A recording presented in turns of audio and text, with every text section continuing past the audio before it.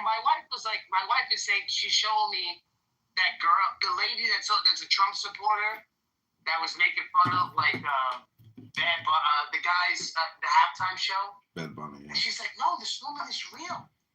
I was like, babe, these people are just trolling. They do things for views.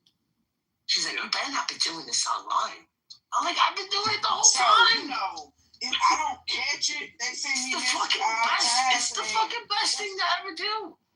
Dude, it's fucking for state, but for the church. Wow.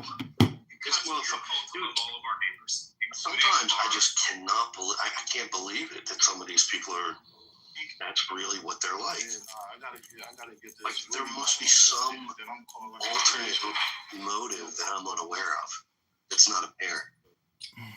Like what would motivate him to do that? So hard. U.S.-Israel betrayal caused Florida hurricane. Oh my God, dude.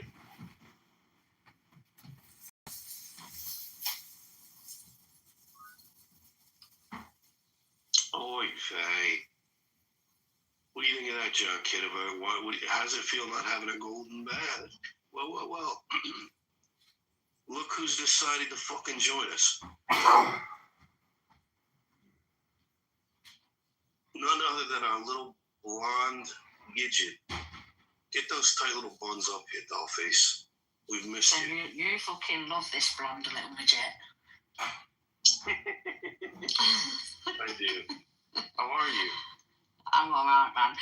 What's the subtitle? I can't watch it because I'm not on Instagram, but what's it about? What's the reel about? Some Jewish guy, Rabbi Yosef Mizrahi, he says that there was a Palestinian rally in Florida, and that was why God punished them with a hurricane. What the fuck? This guy's wild. You gotta check him out. My friend, good of you to join us. Hey guys, your friend is here. Oh, good of you to join us. So, to what do we owe the pleasure of your company, sir? I'm here. It's your friend, the trash bag, and I'm here. Oh, we are ever delighted to see you. Love you. How has your day been? It's been good. I've only seen about 11 Africans doing illegal things on the road today. Only 11 or 12. Wow, so not too many. It's a low number. Yeah, that's not too many. I mean, usually it's like 40 or 50 illegal African drivers driving like they're in the fucking center of Mogadishu. Well, they drive those big ass fucking cars out there, those big vans. That's true. They drive them big vans. True that. That's true. True that. So what do you got? What do you got, my friend? What's that in your PTR? What do you got? I forget. There is no conclusive evidence that humans predicted slavery 50,000 years ago. What the fuck? Well, what a rage bait. What? Well, they were saying that slavery was human nature, and it was human nature to enslave other people, and that's not supported by history. Actually, I think farming is the reason why we. I agree wholeheartedly. Who said that? Megatron. I said that. Yeah, oh, that's my nigga right there. I just added you as a friend. Yeah, I'm gonna add you back, bro. Well, Megatron is right, and Megatron could explain, or I could explain. My bad. But basically, you explain. So I'm gonna explain. Yeah, he's gonna explain. Okay, so this is gonna go right back to the Cain and Abel story, right? And you see, Cain was he was the farmer, and Abel was the sheep herder. So since we're in a new era, right? This is how, because the story was told many times, right? The era that we live in after the Ice Age, we had to explain that if we were sheep herders, we would die because the winters are going to get longer and we need to farm the land and save the crops for longer winters. So Cain killed Abel. And you know what? You know what's crazy about that story? If Abel is the only one that can actually give a lamb for sacrifice, what the fuck was Abel going to do? He's a farmer. What was he going to give? So, yes, that is a good way to say it. I've got to go soon. But let me just say, if you don't want to use Cain and Abel, because that's all a metaphor based on biblical references, the stories of this people, Cain and Abel. Exactly. That's what I was using the metaphor. That's good that you did. I didn't want to go into a big explanation. But of course, the truth of what you're saying is that the industrialized people, the Cains of the world, they did, for the vast majority, for the most part, they killed the indigenous people, the Abels of the world. Cain, the city maker, has destroyed Abel, the loincloth wearer. And if you ask me, would you rather live in New York City and be depressed and take an antidepressant, or would you rather wear a loincloth and have an orgy while on mescaline? I would rather have the loincloth mescaline orgy. Yes, thank you. And with me that, too. I'd like to pass it to Mixette. I would like to have the orgy too. I'd like an orgy. Now, did Cain kill Abel or did Abel kill Cain? The thing is, repentance. Whoever killed who, they never repented. If they would have repented, it would have changed history forever. Additionally, when Moses went before Pharaoh and cast his, rod that turned into a serpent, if Moses would have only have said, you know what, Moses, come on into my office. This is some amazing magic. Let's actually incorporate you into our government and all your people. The history of the Jews would never have happened. Hello? I have to stop you. You're wrong. You have to stop you. You're wrong. Okay? So because of the sin of Adam, because no one repented for Adam. Hello? Cain killed Abel. And then the bird's offering started. So, hello? You're reading the Quran too much, buddy. Get back to the roots. No, I was watching Cecil. I was watching Cecil B. DeMille's 10 Commandments with Charlton Heston. And, if Israel was founded in 46, and 10 Commandments came out 10 years later, 10, not 11, 10, not 9. Listen, Cecil B. DeMille's 10 Commandments is the greatest propaganda film for the state of Israel ever. It's just genius. Like, obviously, it's not just about Moses. It's actually a propaganda film for the state of Israel. Bro, when I first met you, you were like 100% a Mizrahi Jew. Like, what happened to you now? What's wrong with you? You're not Jewish no more? You're not Jewish no more? Ribono Shalom. Let me put on my tefillin and my tachlis. His father is Jewish and his mother is gorgeous. Gorgeous. I'm technically a Mishling according to the Nuremberg laws, and I think According to Israel, you're a Jew. No, I think a patrilineal Jewish state is what's required here in the northeastern or northwestern part of Gaza. I call it JPAMK, the Jewish Patrilineal Ashkenazic Mishling Kingdom. And I think that it's a great place for, a layover between America and Iran in JPAMK. No need to go to what they call Palestine. Just come to JPAMK, because patrilineal Jews are the actual Jews, the real Jews, not these matrilineal Jews. That's a bad rabbinic ruling. That was an incorrect and inaccurate rabbinic determination. It's really the matrilineal Jews that are the real Yiddishkeit. It doesn't matter. All right, so you know what I was thinking about? Because we were talking about marriage the other morning, on how marriage is not official. Like when you go to Israel, you got to do CCD classes to get the fucking to get the license or whatever.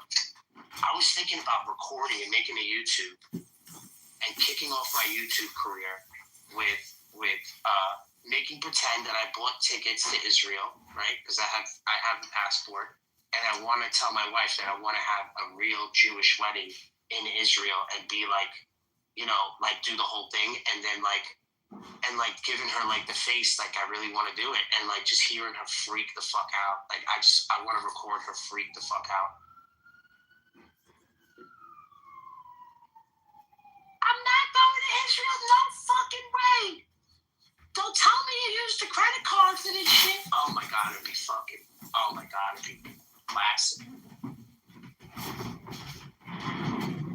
I'll tell her, like, yo, babe, I picked out a good place. I only spent $15,000. 15? What? Oh my god, I would love it. Well, I recently went to a job interview, and they said, John, we really like you. We think you're really cool, and you're a great fit for the role. But we looked at your YouTube, and we saw you having these conversations with some other guy who's working all day talking to Muslims about the Bible and Quran. What's up with that? What else is there to do? Bro, most of the shit that you have me recorded on got flagged because I'm too controversial. No, you're not even close. No, I can go to other rooms and they're actually talking about murder and drug deals and raping people and the worst of the worst. This app actually has real gargoyle vampire demons on it. This is actually one of the holiest rooms on Clownhouse. No, you could call it like inner city. I'm so glad I don't go to them kind of rooms. Inner city bubonic plague rooms, young YN rooms, basically. You got women on here turning tricks in here. Yeah, there are prostitutes on this app. I seen 3 black girls turning tricks in a room. Trick is fucking shit out of chick in there.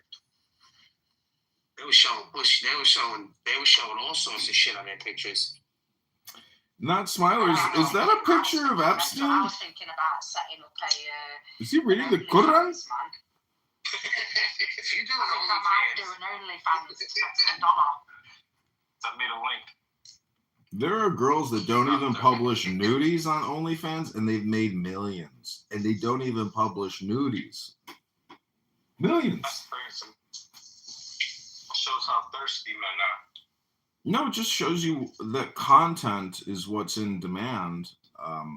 But you know, just looking at a pair of ass and tits isn't going to improve your life in the slightest. It just takes time away from what you could improve on. It's called opportunity cost. And I keep talking about that on this app, that I believe that it's the 1530 rule. Oh, okay. Go ahead, Smile. I'm sorry. It's just going to be quick, probably. Make sure you know how the Muslims will use the verse about Kedar and saying like that's a prophecy of Muhammad. Yeah, when that's clearly a Jesus. But guy, keep going. Yeah, so read this. Listen to this. I'm gonna read this. This is Psalms 120. It says, "I call on the Lord in my distress, and He answers me. Save me, Lord, from lying lips and from deceitful tongues. What will He do to you, and what more besides you, deceitful tongue?" Oh wait. Okay, yeah. He will punish you with a warrior's sharp arrow, with burning coals of the broom bush. Woe to me that I dwell in Meshech, that I live amongst the tents of Kedar. Too long have I lived among those who hate peace. I am for peace, but when I speak, they are for war. So Islam is also so if Kedar is Muhammad's whole situation, then I mean that's pretty spot on. Among those who he lives among those who hate peace. The Muslims definitely hate peace. I don't know. I thought that was interesting. I was listening to the Book of Psalms today, and I'm like, what the hell? That's crazy. See, we look at Islam through a polarized lens because all we see is the polarized percentage. But there's a lot of just, normal Muslims who aren't ultra religious or fanatic politically. But that's normal distribution curve with any population. And So the only problem with those people is they don't speak. Hold on. We got a Baba on stage. What's up, Baba? What do you got? Baba Wing. What's up? What do you got? Assalamu alaikum. Baba, what do you got, Baba? All right, if you don't talk, I'm just gonna kick you the fuck out of here. Going once. Baba to the All right, this is what I'm gonna do. I'm gonna give him a little grace. I'm gonna give him like a minute grace. Yeah, maybe. But can you do me a favor, Daniel? Any Muslims that come in here, instantly kick them. Ask them to come up, invite them up. If they don't come up, you just kick them. That's it. All right, Daniel? Those are the rules. Hello. Yeah, what's up, brother? What do you got? What is this? Who do? Are you a Sikh? Are you a Sikh? Are you a Sikh? No. I am Muslim. Oh, get the fuck out. Get the fuck out. Get the fuck out. Wait, Why? he came up. Wait, I was about to kick him out. What happened, Smiler? You want to talk to this guy? What do you want to talk to this guy for? Why? I don't know who we talking to today. All right, so listen. All right, these are the rules. If he insults, if he just hints at an insult to my religion, I'm kicking you the fuck out of here. What is your religion? Okay? Yeah, see, he don't even know. So ask all the questions that you got. Ask all the I questions don't you know got. what is his religion. Right. You're on a fine thread. You're hanging on a fine thread. He's a Hindu. Is him? Was Jesse Jackson Jr. a Muslim? What is that like? I don't know. Like. All right, that's it. You said that's it. That's it. Get the fuck out. No, he's getting out. Hey, wallah. I wanted the He Quran. said, what's that? No, he said, what's that? I took that as an insult. Hey, wallah. Let's just get the Quran verse. We're raising up the bar here. Listen, Smiler, we're raising up the stock here. We're doing Bitcoin, okay? And let me tell you something, okay? Our stock, we have lessened our stock. What we have done is we've sold too many stocks, and now it's shit. So what we got to do is we got to raise the stock. Now we got to stop making them. You're doing a stock buyback. Yes, Okay. exactly. So what we're doing is we're going to stop making material, and we're just going to whatever material's out there, it's just going to raise itself. You understand? Okay, can I What get they the Quran verse remember? of the day? Who's this guy, Abby? Hold on a second. Who's this guy? Quran verse of the day. This guy? Oh, see, he left. See, he knows. They leave. Yeah, no, they leave. It's better. It's better that they leave on their own. I just want a Quran verse of the day. Who's this guy? Nude. Oh, you're gonna love Mood. Okay, all right, he's cool. All right, he's fine. Mood is a former Palestinian terrorist who detonated a bomb in Nablus. No, it's not. Oh, he's not? If he comes up You here, don't right leave. Right now, I'm not hinting that he's a Muslim.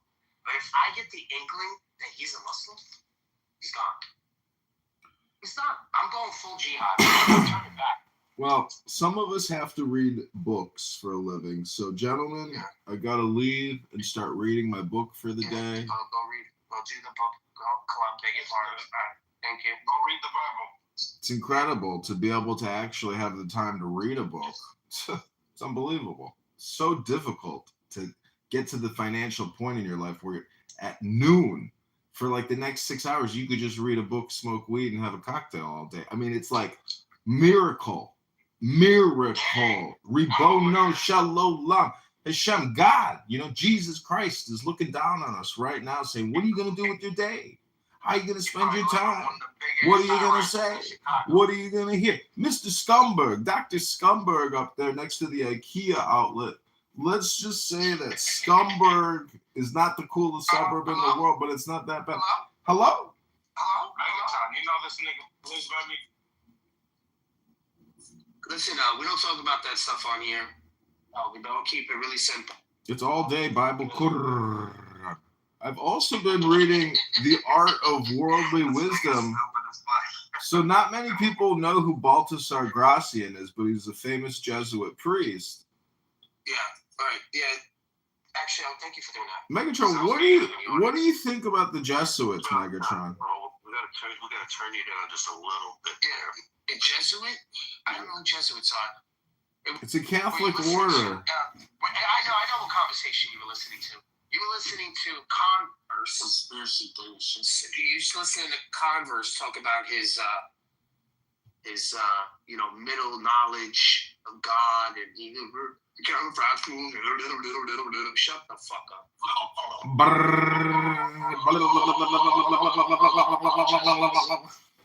not a Jesuit. No, but I've been reading a book called The Art of Worldly Wisdom, and what's interesting about it is I was reading the Quran, and then I was like, you know what? After they said that they sent Jesus, I was like, fuck this book. So I put this. Wait. What verse is that? Who sent Jesus? They sent Jesus? They sent Jesus. That's what they claim in the Quran. They took the editorial they. I don't understand it, but it makes a huge leap and a jump out of nowhere in the and it's halfway through. And I was like, you got to be kidding me. This is an all or nothing statement saying that they're the new in group and Christians are the out group. In one giant statement, they make a huge claim. It's unbelievable. Yeah, they sent Jesus. I was like, they? They became they? Who they? That's what I'm saying. Who they? All right, let's get the Islamophobic pictures up. Also, don't forget Muhammad with the Mo. His other name is Abdul, and that's like saying there's a Dr. Jekyll, Mr. Hyde to Muhammad. You know, he's got AKA names. He's got Abdul. Have you met Abdul? Muhammad's evil brother? Hello? Oh my God, John. Well, man. Bro, what do you want? You fucking medicine, bro? Yeah, man, I just had a cup of coffee. Hello? Hello? You've been smoking his weed. I know, man. You didn't get balding. Is this guy white? I guarantee this guy's white. I just heard your band from. Is this Joanna the Jew?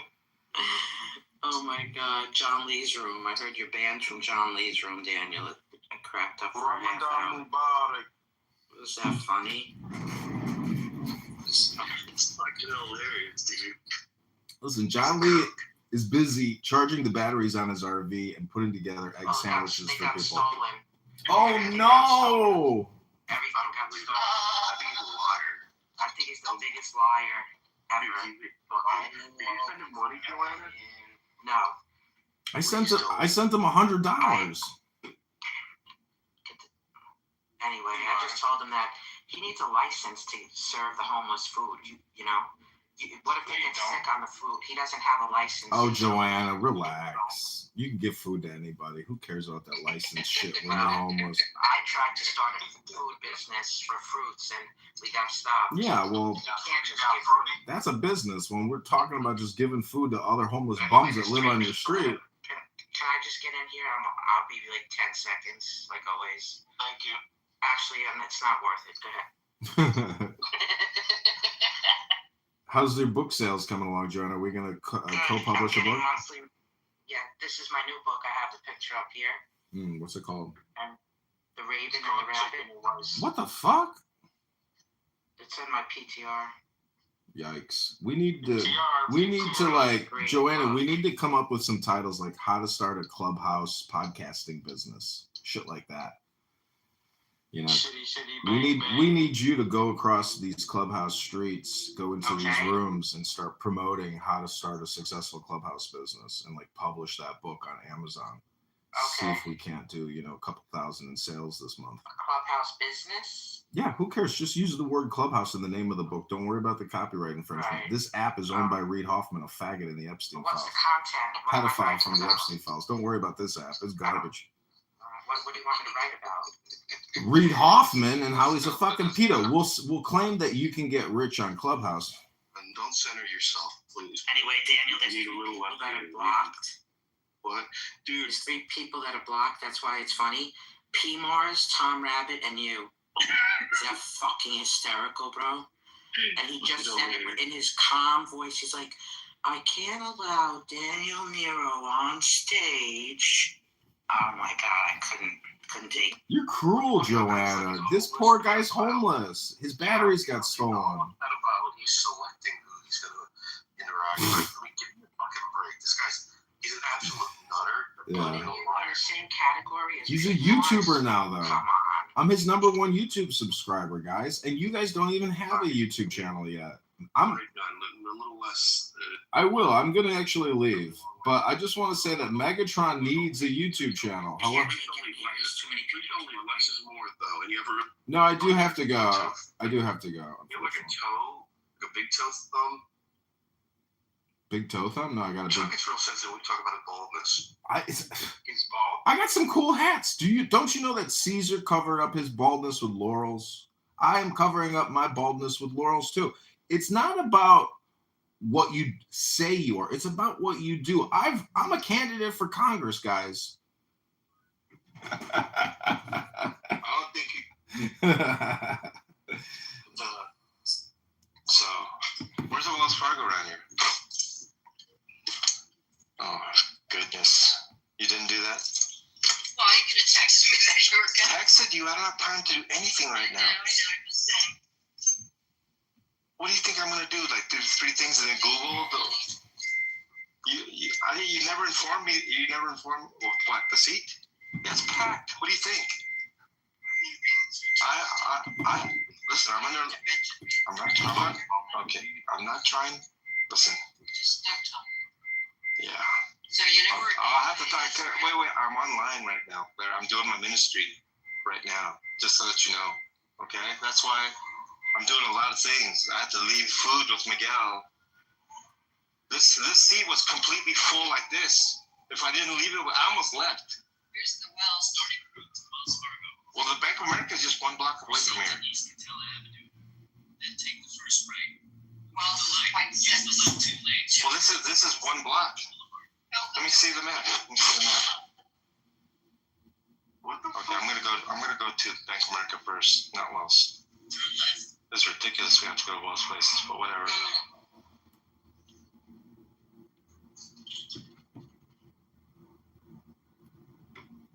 John Lee's girlfriend just told him to stop talking.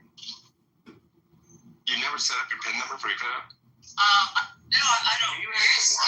I know. Neither do I, but I still set it up for that moment. Listen. Sometimes I have a credit card for years, but I set up the PIN number immediately, and that time that I need it many years later, I don't have to deal with it. It's such a John Lee thing to say. I already set it up. That is such a John Lee thing to say, to talk about the PIN number. Oh my God. Credit card? No, I'm talking about the ATM. Okay. This is one homeless person talking to another homeless person. The ATM PIN you set up at the bank when you make your account. Credit card doesn't work that way. But anyway. Yeah, John Lee's upset. He's got to explain how to use a debit card versus credit. Ladies and gentlemen, I just got to say that, John Lee's ministry really is for fools. You have to be in on the inside joke that you're listening to, a tard. And that's okay. But Barth here and Daniel here are cultivators of exquisite conversations and debate. And actually, I consider Megatron technically to be a subject matter expert in the same way that Augustus is a UFO expert. It's because you spend so much time actually really talking to... look at the title. How bald is John? Oh, I got to vote. Totally bald. Oh, my God. He's totally bald. Totally. All right, everybody. Well, have a great day. I hope you guys have... And I am going to actually set up a new recording studio and put this all on YouTube. It's already, a lot of it's on YouTube, but... I like him. He kicked me from all the rooms. Oh, shit. Get up there. Here we go.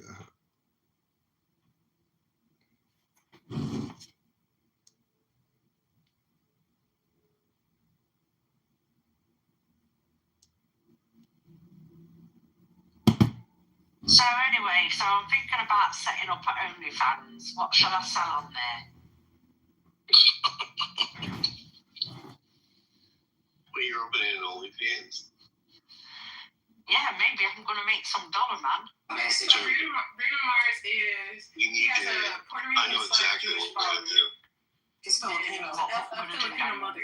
Yeah. So. We're gonna eat a Filipino white. All right, Filipino white. Yeah, we're gonna have to get you some latex, some lips. But you gotta play the part like you're. Christian behavior. That is one of the things about eternity, but in time, they'll be corrected. Yeah, I'm glad you said that. And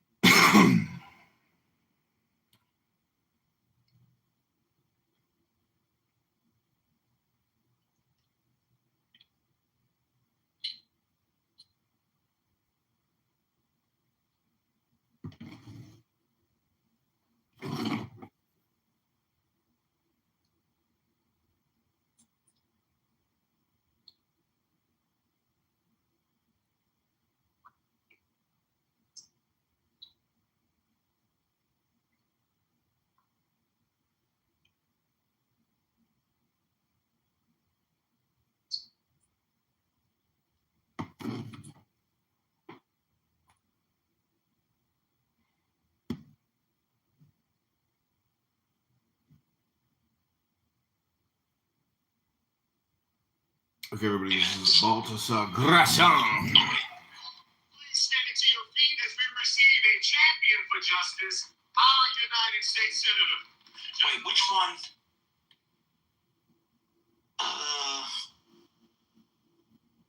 Which one is it? Oh, it's the full Atlantis. It's 30 minutes. This was 10 days ago. So the least Wade.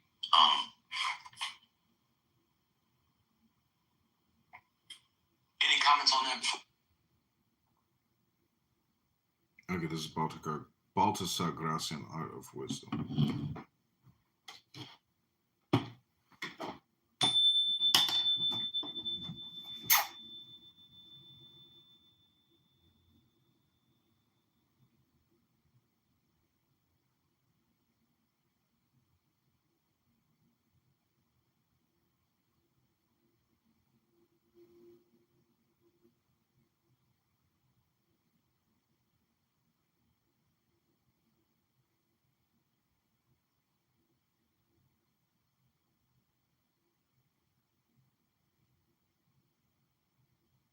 And excellent things, if only to console itself like lightning.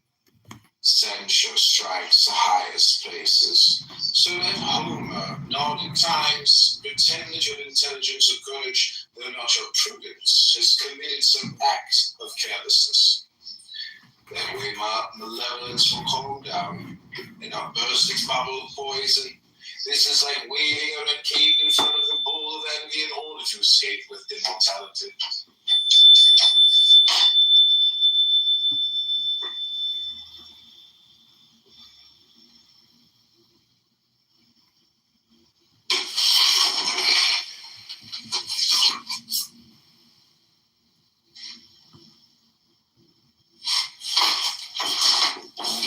And excellent things, if only to console itself like lightning.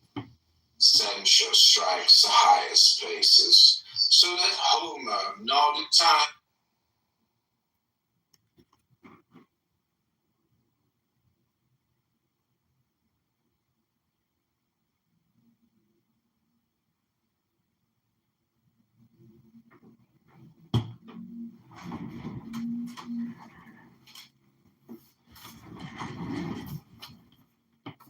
This is Baltasar Gracian, read by John Kitover.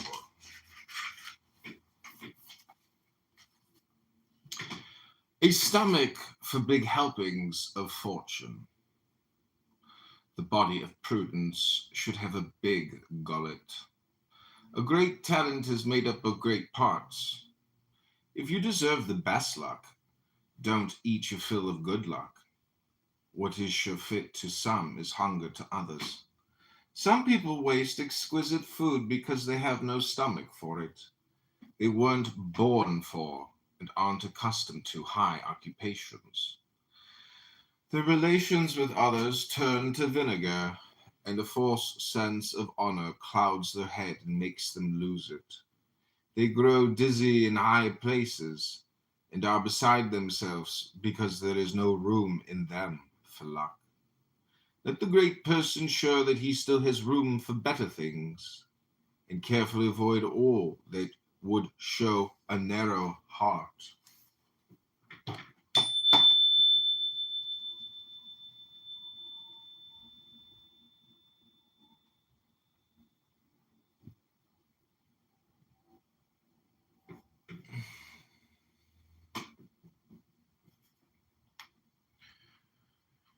To each the dignity that befits him.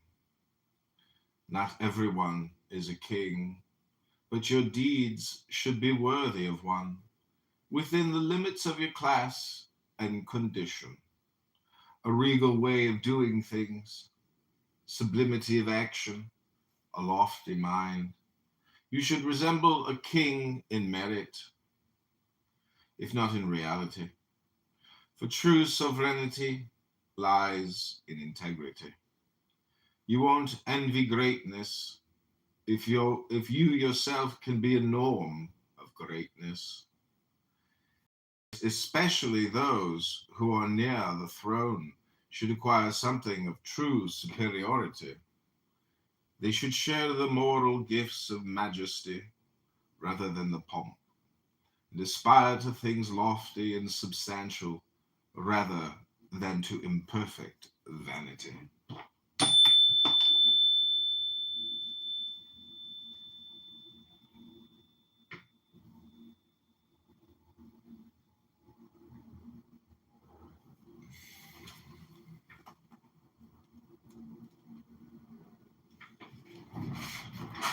Have a good sense of what each job requires.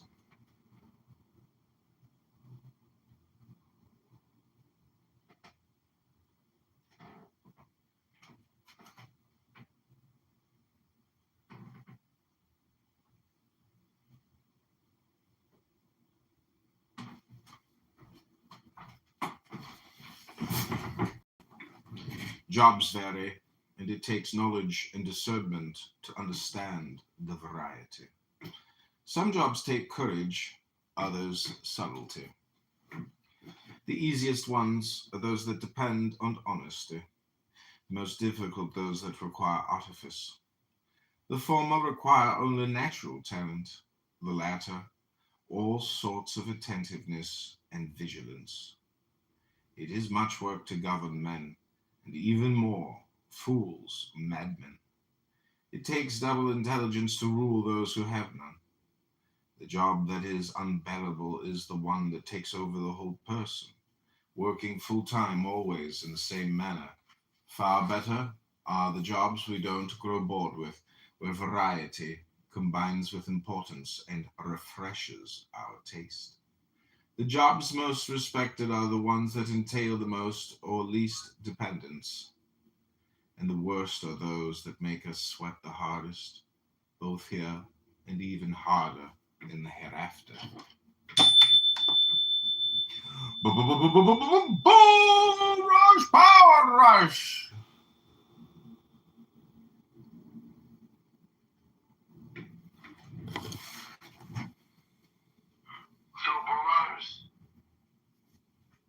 What'd you say?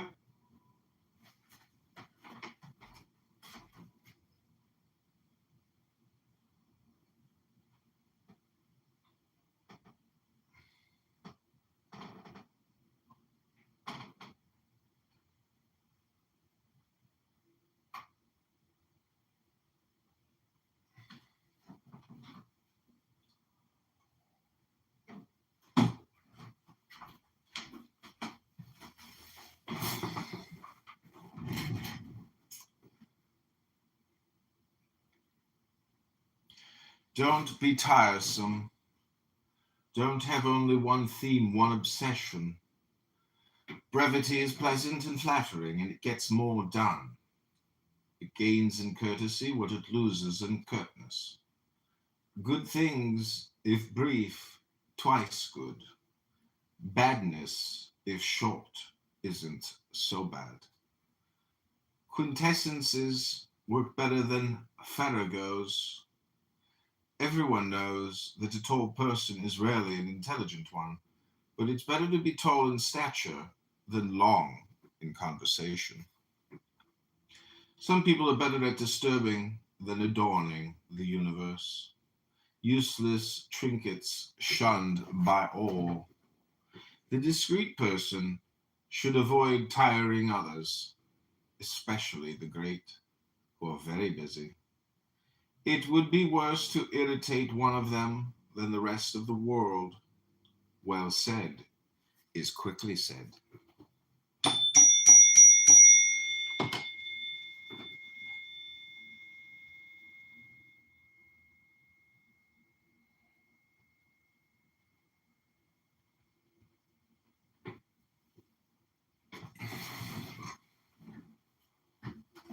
Don't flaunt your good fortune. It is more offensive to take excessive pride in your high office than in yourself. Don't play the great man. It is odious. And don't be proud of being envied. The more strenuously you seek esteem from others, the less of it you will have. It depends on respect. You can't simply grab it. You have to deserve it and wait for it. Important occupations call for a certain gravity and decorum. Keep only what the occupation requires, what you need to fulfill your obligations. Don't squeeze it dry. Help it along. Those who want to look like hard workers give the impression that they aren't up to their jobs. If you want to succeed, do so using your gifts, not your outer trappings. Even a king ought to be venerated more because of his person than because of his pomp and circumstance.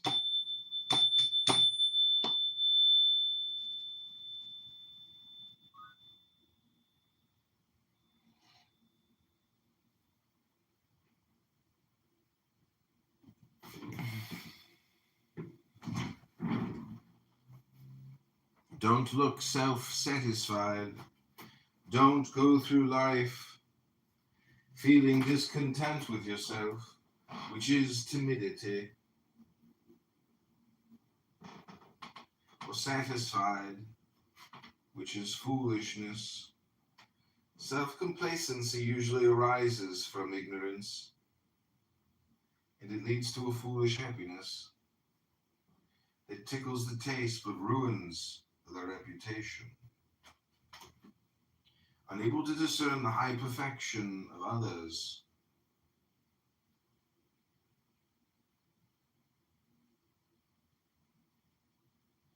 it is content with its own vulgar mediocrity. Caution is always useful, either to help things turn out well or to console us when they turn out badly. No setback will surprise you if you fear it beforehand. Homer himself nodded at times, and Alexander tumbled from his estate and from the deceit in which he was living. Things depend on circumstance. Sometimes they prevail, sometimes fail. For a hopeless fool, however, the emptiest satisfaction turns into a flower that goes on scattering its seed. A shortcut to becoming a true person. Put the right people beside you. The company you keep can work wonders. Customs and tastes and even intelligence are transmitted without our being aware of it. Let the quick person join the hesitant one, and so on through every sort of temperament. That way you will achieve moderation without straining after it. It takes much skill to know how to adapt yourself. The alternation of opposites makes the universe beautiful and sustains it. It causes even greater harmony in human customs than in nature. Govern yourself. By this advice when you select your friends and servants. The communication of extremes will produce a discreet and golden mean. Don't berate others. There are people with savage tempers who make everything a crime. Not out of passion, but because of their very character. They condemn everyone. Some for what they've done, others for what they will do. This shows a spirit worse than cruel, which is truly vile.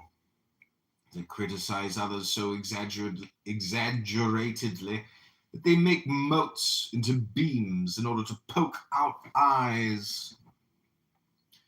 They are taskmasters who can turn a paradise into a prison. When swayed by passion, they take everything to extremes. Good-natured people are able to pardon anything. They insist that others had good intentions or went wrong inadvertently.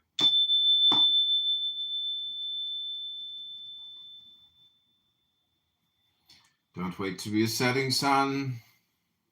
It is a maxim of prudent people to abandon things before being abandoned by them. You should make even your end into a triumph. At times the sun itself retires behind a cloud, so that no one will see it fall, and it leaves us wondering whether it has set or not. Avoid sunsets so as not to burst with misfortune. Don't wait for people to turn their shoulders on you. They will bury you alive to your regret, dead or renown. The prudent know when to retire a racehorse. And do not wait for him to collapse in the middle of the race. To the laughter of all, let beauty shatter the mirror cleverly. At the right time and not too late when she cannot bear the truth. Have friends. They are a second being to a friend. All friends are good and wise. When you are with them, all turns out well. You are worth as much as others want you to be and say you are. And the way to their mouths lies through their hearts. Nothing bewitches like service to others. The best way to win friends is to act like one. The most and best we have depends on others. You must live either with friends or with enemies. Win one each day, if not as a confidant, at least as a follower. Choose well, and some will remain whom you can trust. Win the goodwill of others, even the first, highest cause. Subnote the divinity. In the most important matters does things this way. Reputation is purchased with affection. Some trust so much in their own worth that they make light of diligence. The prudent person knows very well that merit can take a short-cut if helped by favor. Benevolence makes everything easier and compensates for whatever is lacking. Courage, integrity, wisdom, and even discretion. It never sees ugliness, for it doesn't want to. It is usually born from similarity of temperament, race, family, country, or occupation.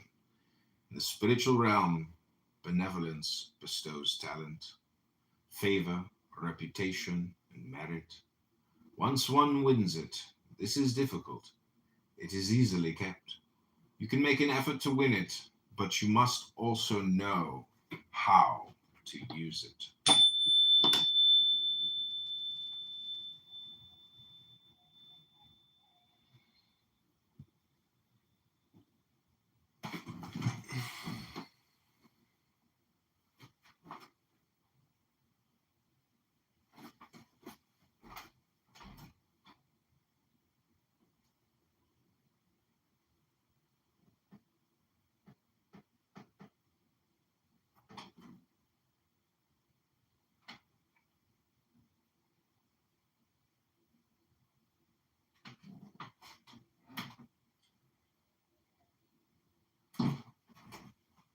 Plan for bad fortune while your fortune is good. In the summer, it is wise to provide for winter. It is easier to do so. Favors are less expensive, and friendships abound. It is good to save up for a rainy day. Adversity is expensive, and all is lacking. Keep a following of friends and grateful people. Someday you will value what now seems unimportant. Villainy has no friends in prosperity because it refuses to recognize them. In adversity, it is the other way around. Never compete. When you vie with your opponent, your reputation suffers. Your competitor will immediately try to find your faults and discredit you. Few wage war fairly. Rivalry discovers the defects that courtesy overlooks. Many people had a good reputation until they acquired rivals. The heat of opposition revives dead infamies and digs up the stench of the past. Competition begins by revealing faults. And rivals take advantage of everything they can and all they ought not to. Often they gain nothing by offending others, only the vile satisfaction of revenge. Revenge blows the dust of oblivion from people's faults. Benevolence was always peaceable and reputation indulgent.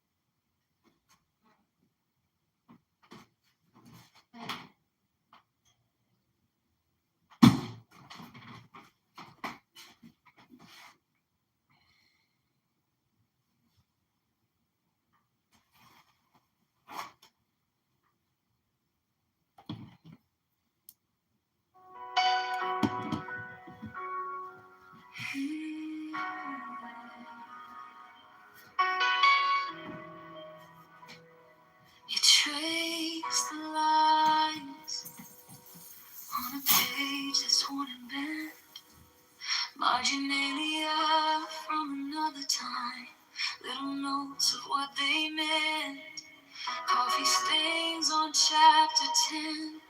You say someone cried right here, all these quiet folded corners holding.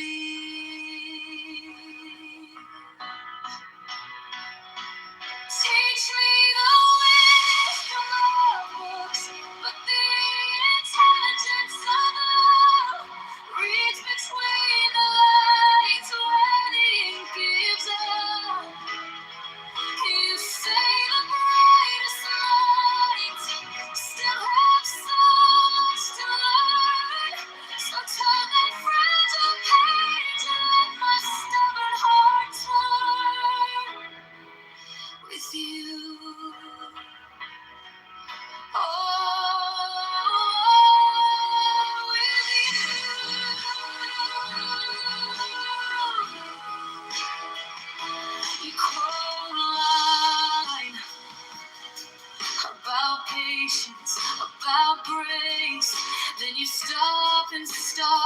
smile with that softness in your face. You can memorize the theories, still not know a wounded soul. Then you press your thumb to mine, and it feels like coming home.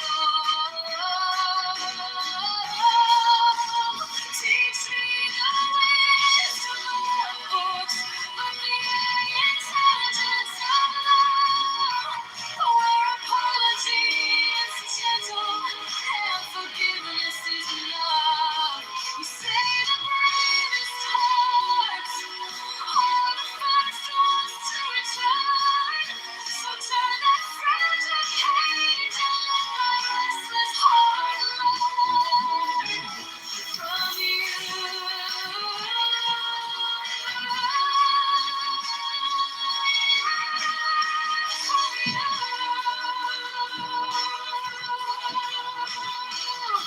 You close the cover, hold it to your chest, say all of this is paper, till we put it to the test. So I stumble through my sentences, you just take my hand instead. Understanding isn't spoken, it's how you hear it what's unsaid. Teach me the wisdom of books and the intelligence of love. All the underlying mistakes we can rise above. I don't need every answer, just a place where I can grow. So turn another page and let my heart show that we're the story being wrote.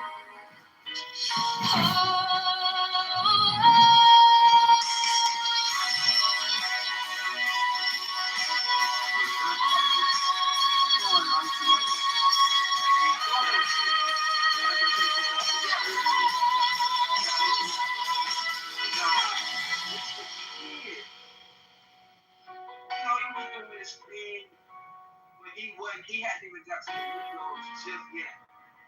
He wasn't just there yet, right? The nigga OG Mac will come with Bishop, guessed it, right after Tuesday by recording.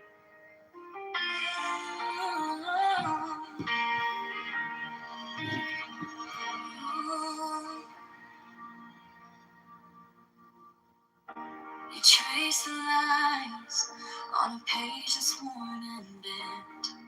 Marginalia from another time, little notes of what they meant. Coffee stains on chapter 10, you say someone cried right here. All these quiet, folded corners hold the years. Teach me the wisdom of books, the intelligence of love. Reads between the lines where the ink gives up. You say the brightest minds still have so much to learn.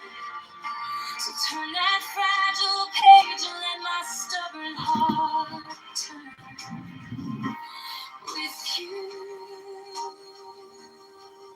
Oh, with you.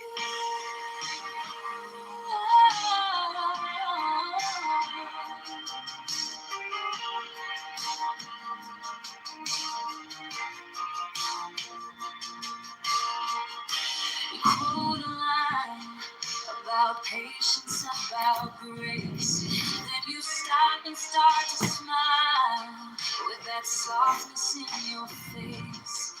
You can memorize the theory, still not know a wounded soul. Then you press your thumb to mine, and it feels like coming home. Teach me the wisdom of books, the intelligence Okay, welcome back. We're going to switch up books from Baltasar Gracian, The Art of Worldly Wisdom.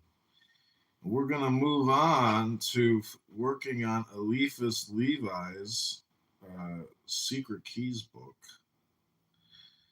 Secret Wisdom of Eliphas Levi, Kabbalah, Jesus Christ.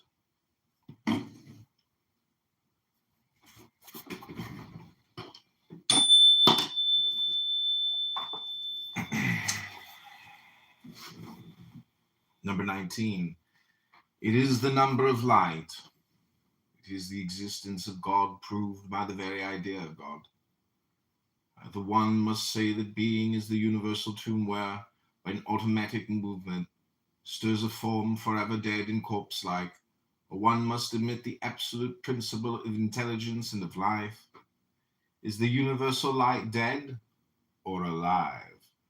It is vowed fatally to the work of destruction, or providentially directed to an immortal birth.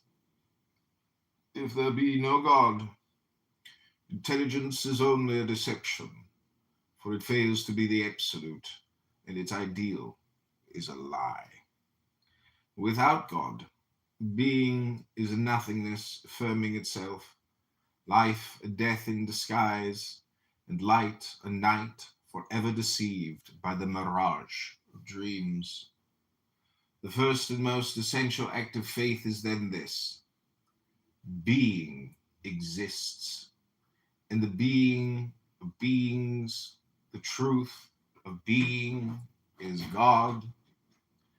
Being is alive with intelligence, and the living intelligence of absolute being is God. Light is real and life-giving. Now, the reality and life of all light is God.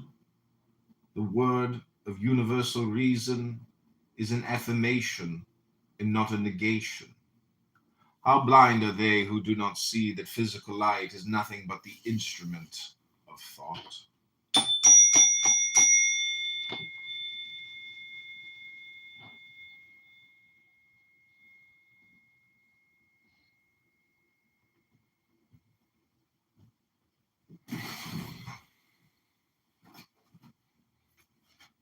Thought alone then reveals light and creates it and using it for its own purposes.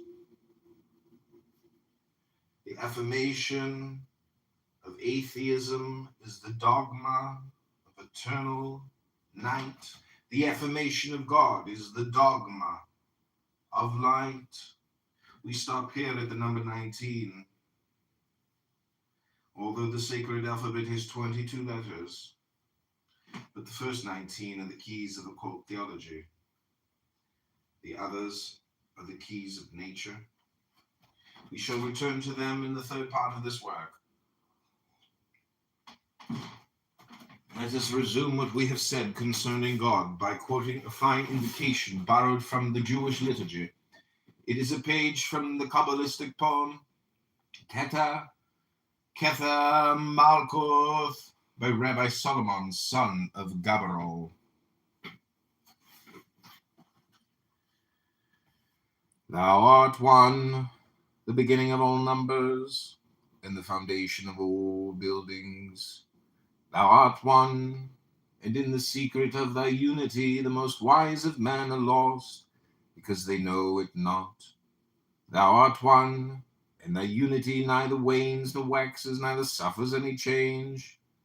Thou art one, and yet not the one of the mathematician, for thy unity admits neither multiplication nor change nor form. Thou art one, and not one of mine. Imaginations can fix a limit for thee, or give a definition of thee. Therefore I will take heed to my ways, lest I offend with my tongue. Thou art one indeed, whose excellence is so lofty, that it may in no wise fall by no means like that one which may cease to be. Thou art the existing one.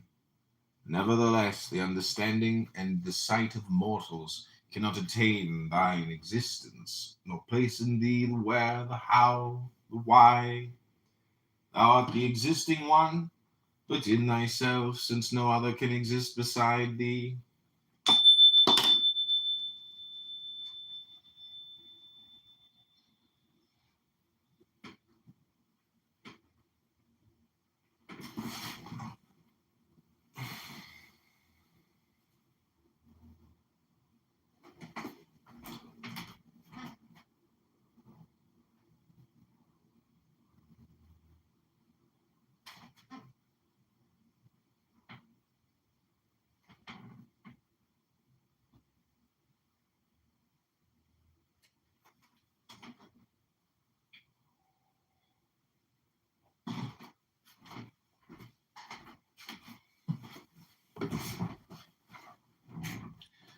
Thou art the existing one, before time and beyond space. Thou art indeed the existing one, and thine existence is so hidden and so deep that none can discover it or penetrate its secret. Thou art the living one, but not in fixed and known time. Thou art the living one, not by spirit or by soul, for thou art the soul of all souls. Thou art the living one, but not living with the life of mortals, that is like a breath, whose end is to give food to worms. Thou art the living one, and he that can attain thy mysteries will enjoy eternal delight and live forever. Thou art great. Before thy greatness all other greatness bows, and all that is most excellent becomes imperfect. Thou art great above all imagination, and thou art exalted above all the hierarchies of heaven. Thou art great above all greatness, and thou art exalted above all praise. Thou art strong, and not one among thy creatures can do the works that thou dost, nor can his force be compared with thine. Thou art strong, and it is to thee that belongs that strength invincible, which changes not and decays never. Thou art strong by thy loving kindness. Thou dost forgive in the moment of thy most burning wrath, and thou showest thyself long-suffering to sinners. Thou art strong, and thy mercies long-suffering to sinners. Thou art strong, and thy mercies existing from all time are upon all thy creatures. Thou art the eternal light, that pure souls shall see, and that the cloud of sins will hide from the eyes of sinners. Thou art the light which is hidden in this world and visible in the other, where the glory of the Lord is shown forth. Thou art sovereign, and the eyes of understanding which desire to see thee are all amazed, for they can attain but part of it, never the whole.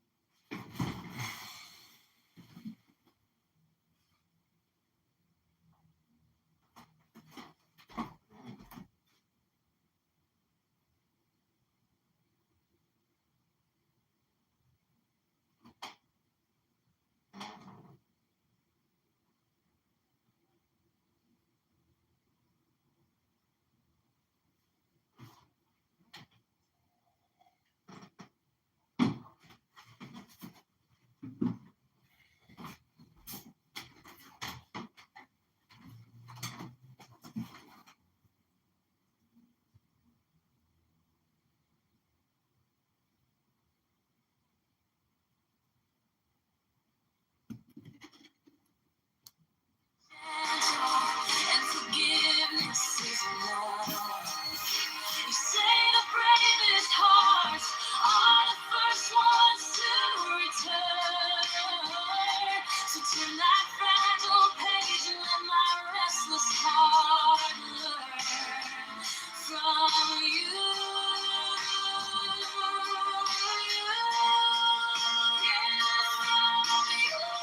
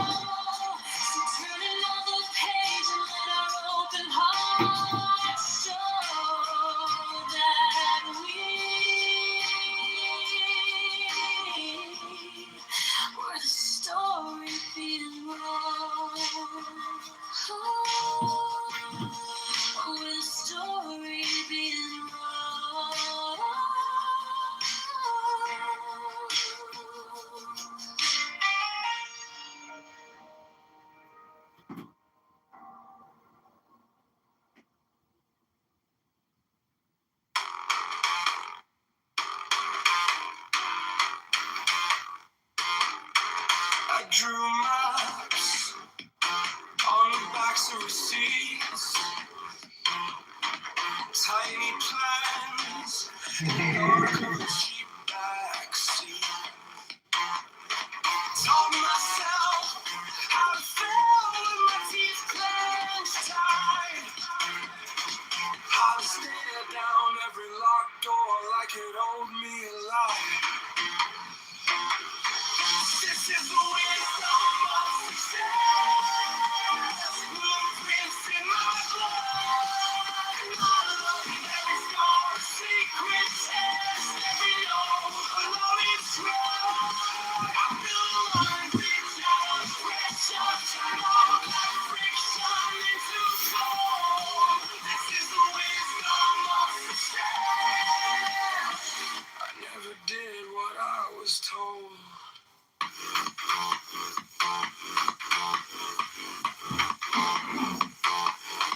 I learned fast from the cracks in my own design. Sharp turns where I almost crossed the line. Road true on the walls of an empty room. If they won't open up a space for you, you carve your own through the stone and fumes. This is the wisdom of success. Blueprints in my blood. Every scar, secret test. Every note, a loaded drum. Got the language out of pressure. Turn all my friction into gold. This is the wisdom of success. I never did what I was told. Genius. Just 1,000 tiny edits. Midnight questions. Wrestling with habits.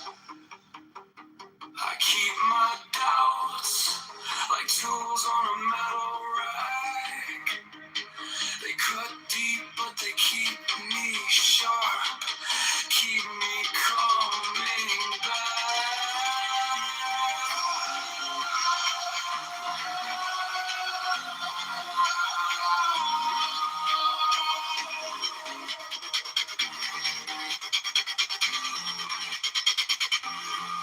This is the wisdom of success. Blueprints in my blood. Every scar, secret test. Every note, a loaded drum. I build a language out of pressure. Turn all that friction into gold. This is the wisdom of success. I never did what I was told.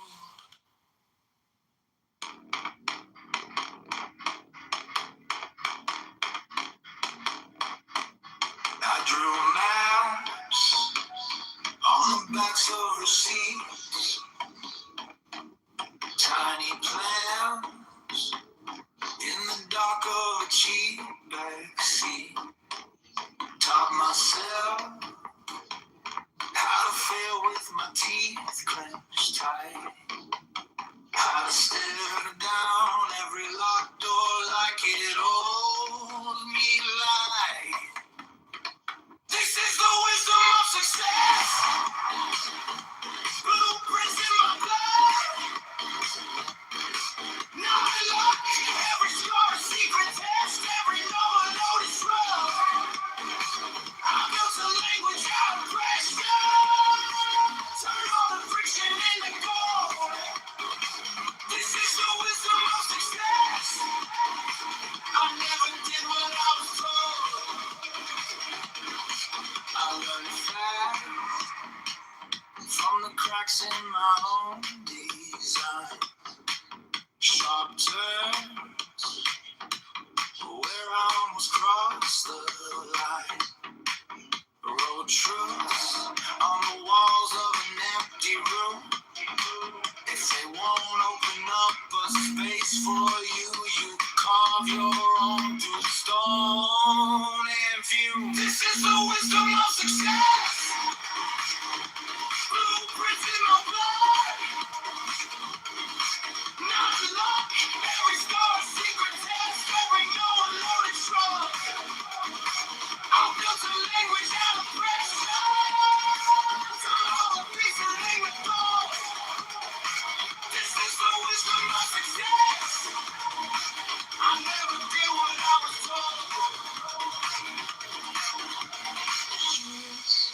just 1,000 tiny edits. Midnight questions, wrestling with habits. I keep my doubts like tools on a metal rack. They cut deep, but they keep me sharp, keep me coming back. Oh.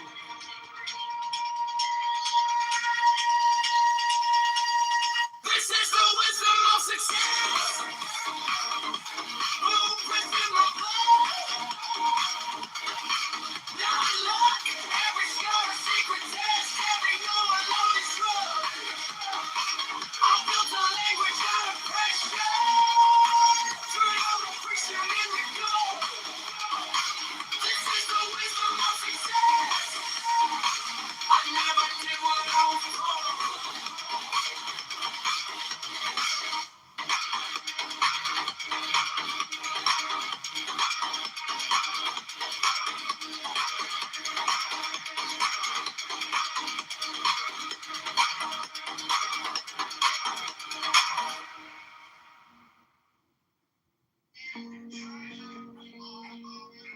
Deep in, slow out, hands still, heart loud. Warm water on my shoulders, thoughts floating to the rim. Candle flicker on the tiles, time loosens at the brim. Close eyes, count the exhales, let every shadow feel thin. One breath and another, I soften in my own skin. Breathe in, let it all go, sink down. Let the heat flow, steam on my skin. I'm opening every little worry, loosening, breathe out. Let the heart slow, nothing. You have to control the steam on my skin. I'm opening in this quiet ceremony I begin. Cool air on my wet lashes, echoes faint against the wall. Neon numbers on the clock face melt until they barely crawl. Whisper mantras in a half voice, just enough for me to hear. One breath and another, I'm rinsing off the fear. Breathe in, let it all go, sink down. Let the heat flow, steam on my skin. I'm opening every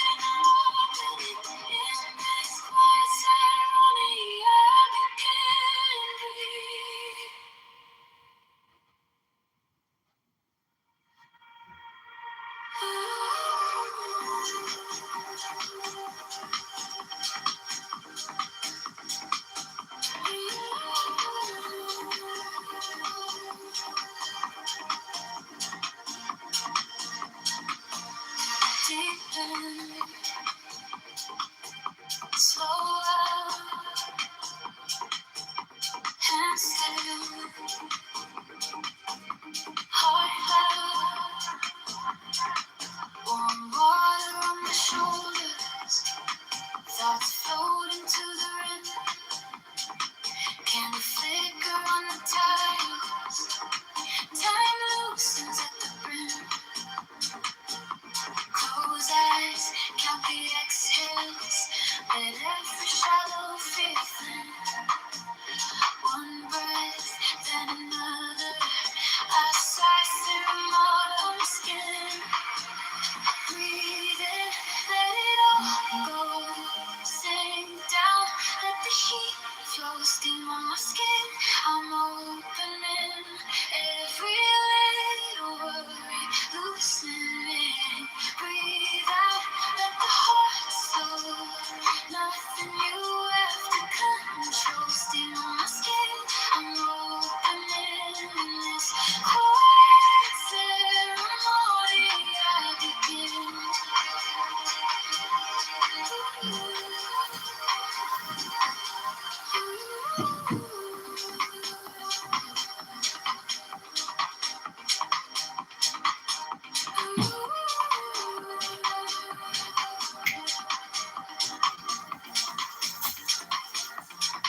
Cool air on my wet lashes, echoes fade against the wall. Neon numbers on the clock face, 11 till they barely crawl. Whisper mantras in a half voice, just enough for me to hear. One breath, then another. I'm rinsing off the fear. Breathing, let it go. Sink down, let the shit flow. Steam on my skin. I'm opening every little worry, loosening. Breathe out, let the heart slow. Nothing you have to control. Steam on my skin. I'm opening this quiet ceremony. I begin.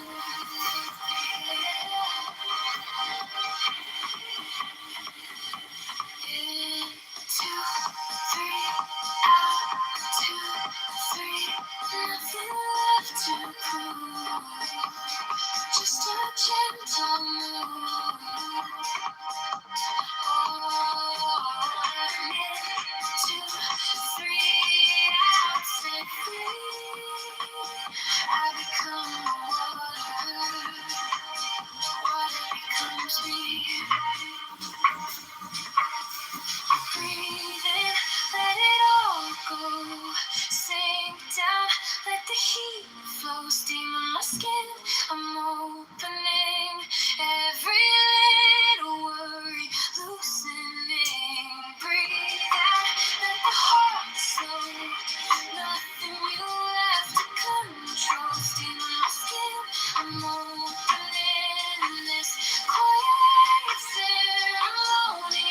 I begin.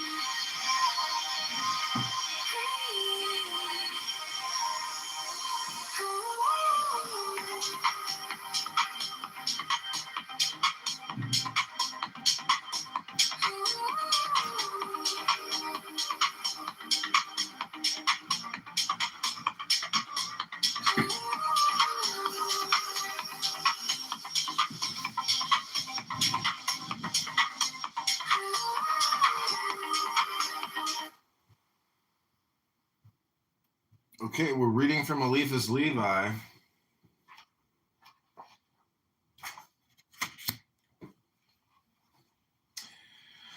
This divine will has hollowed, designed, purified, and molded. It has ordered nothingness to open itself, being to shut up, and the world to spread itself. It has spanned the heavens and assembled with its power the tabernacle of the spheres. With the cords of its might, it has bound the curtains of the creatures of the universe, and touching with its strength the edge of the curtain of creation, has joined that which is above to that which was below. We have given to these bold Kabbalistic speculations the only form which suits them, that is, poesy, or the inspiration of the heart. Believing souls will have no need of the rational hypotheses contained in this new explanation of the figures of the Bible, but those sincere hearts, afflicted by doubt, which are tortured by 18th century criticism, will understand in reading it that even reason without faith can find in the Holy Book something besides stumbling blocks. If the veils with which the divine text is covered throw a great shadow, this shadow is so marvelously designed by the interplay of light that it becomes the sole intelligible image of the divine ideal. Ideal, incomprehensible as infinity, and indispensable as the very essence of mystery.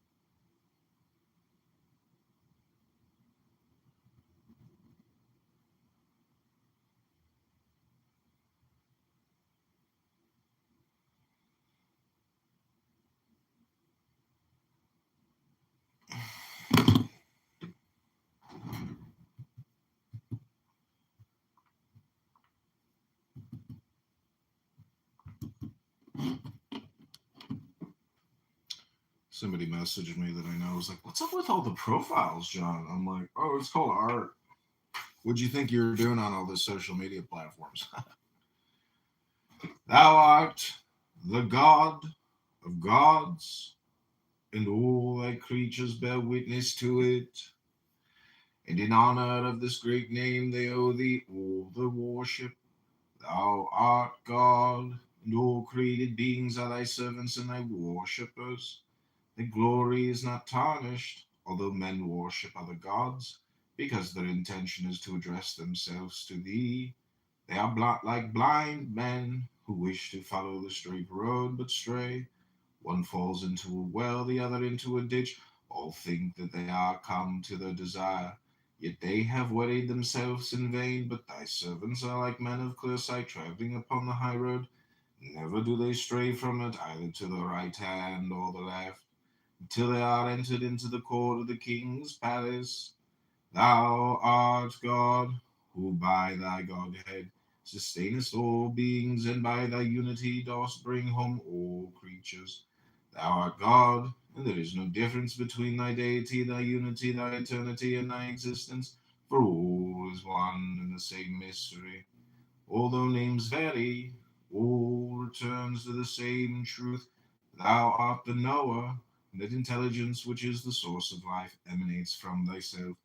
And beside thy knowledge, all the wisest men are fools. Thou art the knower, and the ancient of the ancient ones, and knowledge has ever fed from thee. Thou art the knower, and thou hast learned thy knowledge from none, nor hast acquired it but from thyself. Thou art the knower, and like a workman and an architect, thou hast taken from thy knowledge a divine will, at an appointed time to draw a being from nothing, so that the light which falls from the eyes is drawn from its own center, without any instrument or tool. This divine will has hollowed, designed, purified, and molded. It has ordered nothingness to open itself, being to shut up, and the world to spread itself. It has spanned the heavens and assembled with its power the tabernacle of the spheres. With the cords of its might, it has bound the curtains of the creatures of the universe, and touching with its strength the edge of the curtain of creation, has joined that which is above to that which is below.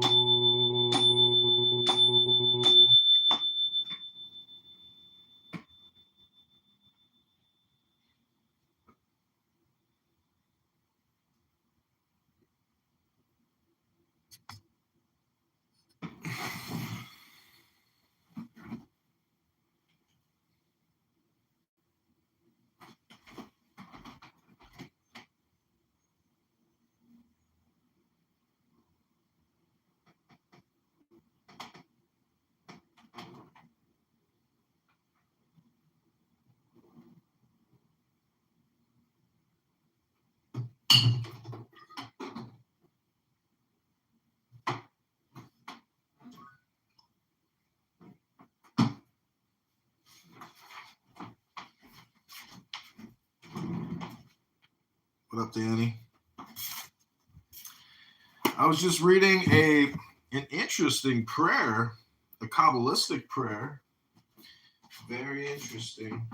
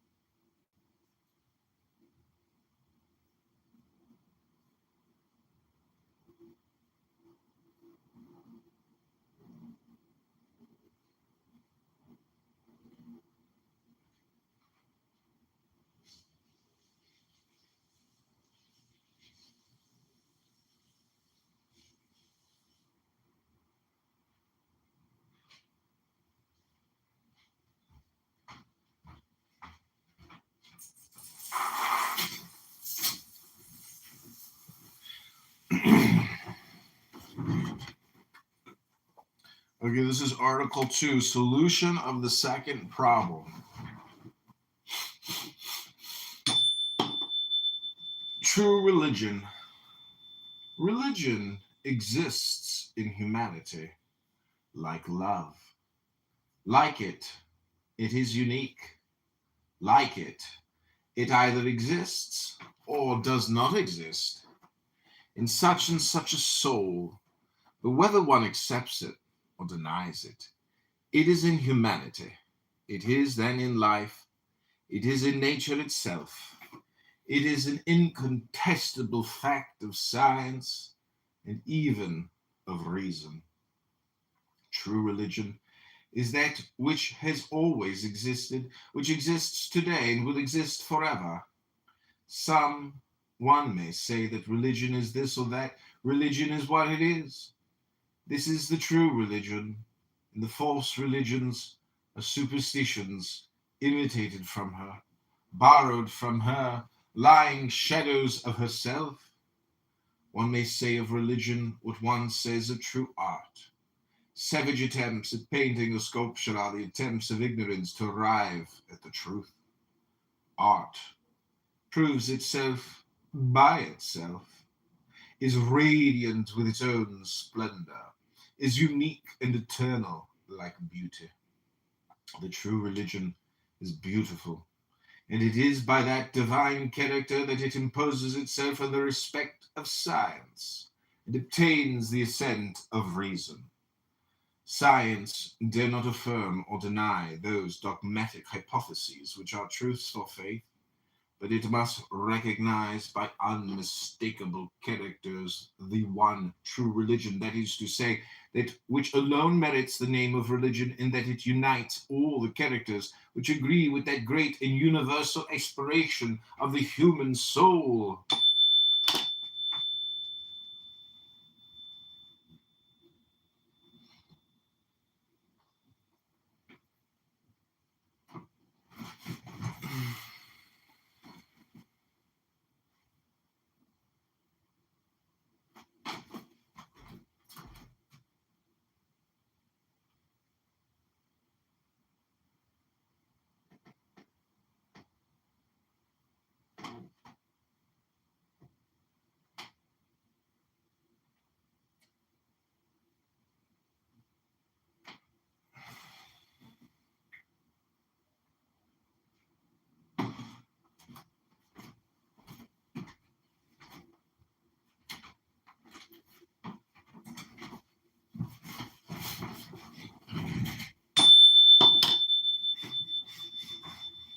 One only thing, which is to all most evidently divine, is manifested in the world.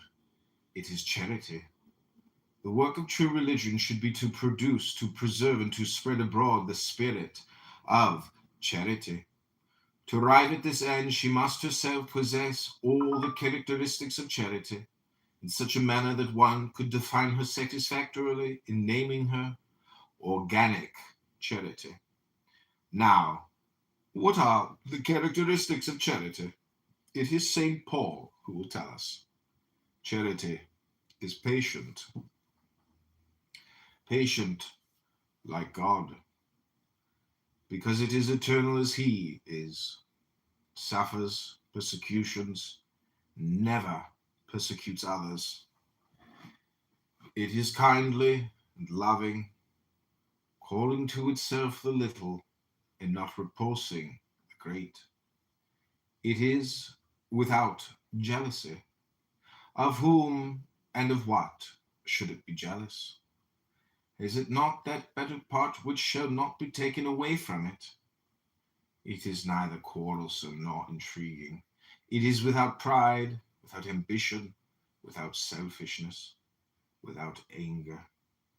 It never thinks evil, never triumphs by injustice, for all its joy is comprehended in truth. It endures everything without ever tolerating evil, believes all. Its faith is simple, submissive, hierarchical, and universal.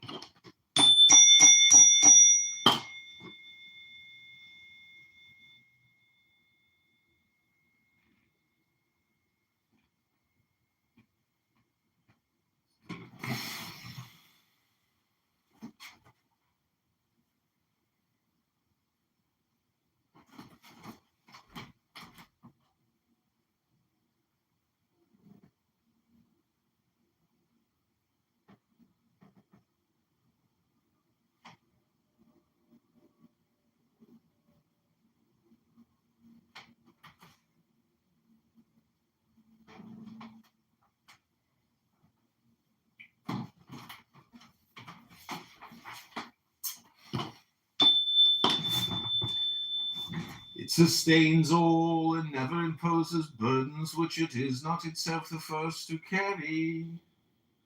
Religion is patient, the religion of great thinkers and of martyrs. It is benevolent, like Christ and the apostles, like Vincent de Paul, and like Fenelon.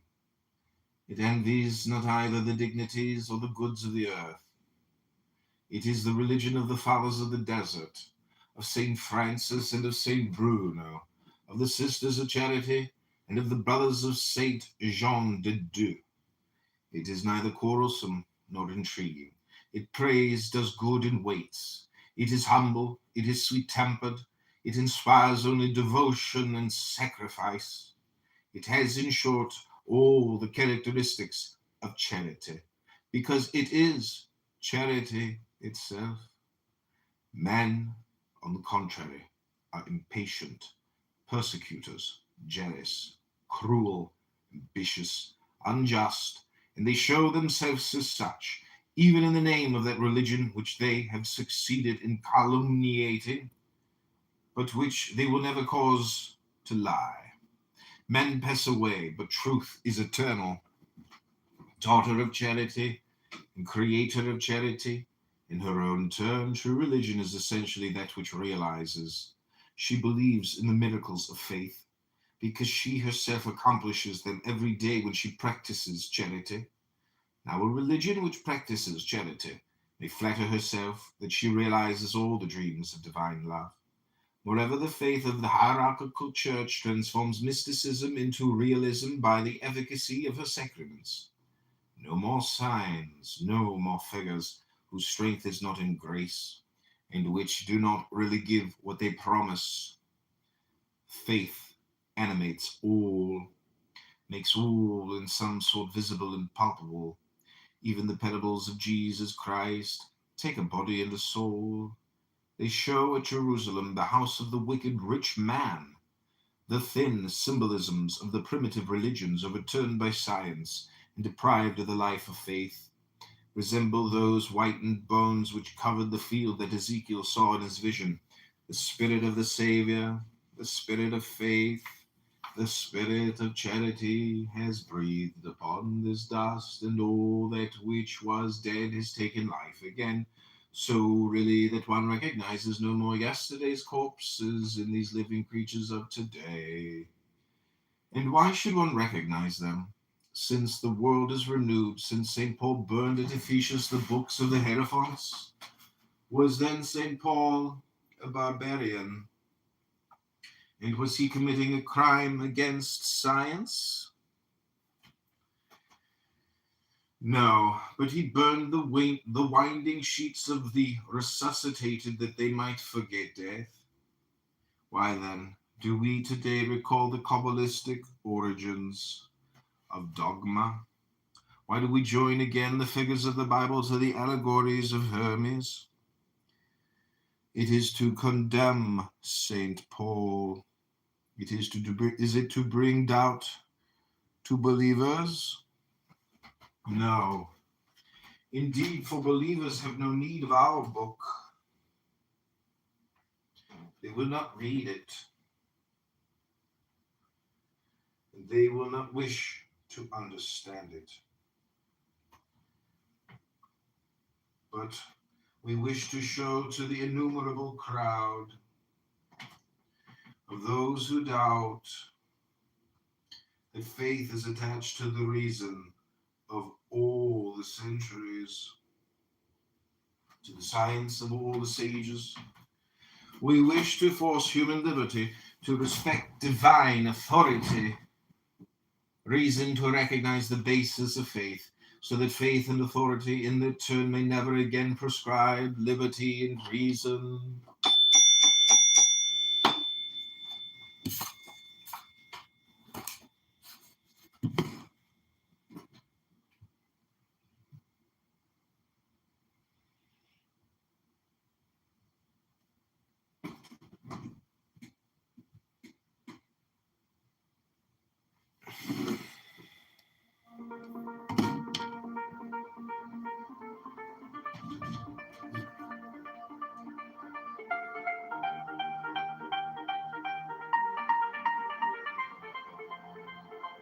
You rush to raise your flag, still shaking in your hand. You crave the final word, but don't know where you stand. You call each risk a war, you call each doubt a shame. You win a little fight, lose your own true name. This is the prudence of a victory, knowing which battles you can leave undone. Call back your anger from the edge of your soul. That's the wisdom of a victory. Quiet when you're silent, you can shout and lay your weapons down and still walk. Yeah, yeah. That's the wisdom of a victory.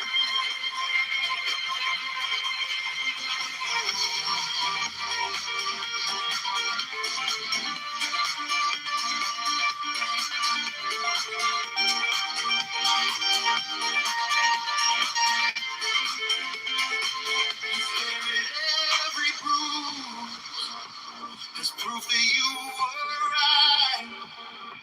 But pride's a heavy sheet, it feels the softer light. What if the braver move is letting someone in to see your trembling hand? You still call that a win. This is the prudence of a victory, knowing which battles you can leave undone. Draw back your anger from the edge of your tongue. That's the wisdom of a victory. Quiet when you're silent, you can shout and lay your weapons down and still walk out. That's the wisdom of a victory. Not every hill deserves your blood.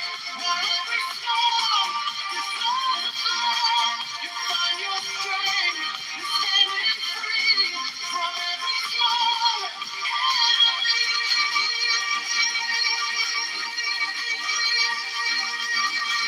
This is the prudence of a victory, knowing which battles you can leave undone. Call back your anger from the edge of your tongue. It's the wisdom of a victory. Quiet when you're sad, you can shout and lay your weapons down and still walk out. It's the wisdom of a victory.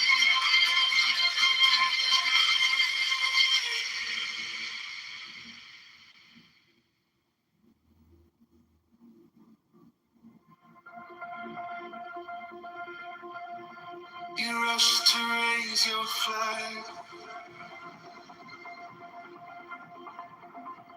still shaking in your hands. You crave the final word,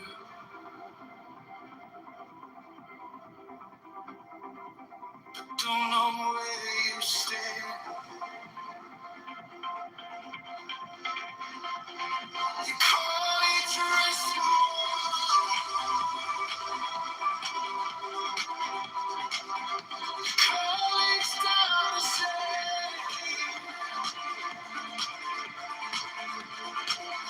You win a little fight and lose your own true name.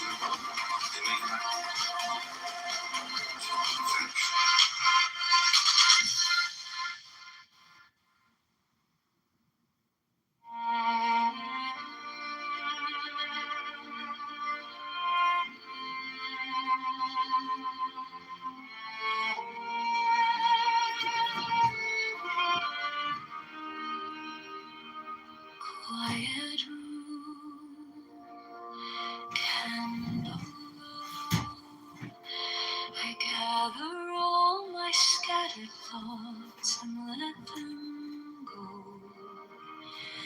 Ancient pause in my chest, I follow every gentle wave and let it rest. Inhale light, exhale time, breath of the sky opening wide. I meet my mind like an old friend, perfect in this moment. As I rise,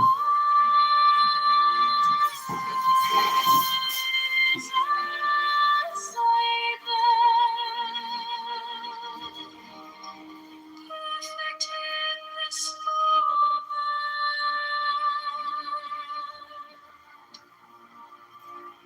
Every flaw softly seen, a teacher in a humble robe walking through me. Wisdom speaks, not in sound, in the space between one breath and the next one found. Inhale light, exhale time, breath of inner sky opening wide. I meet my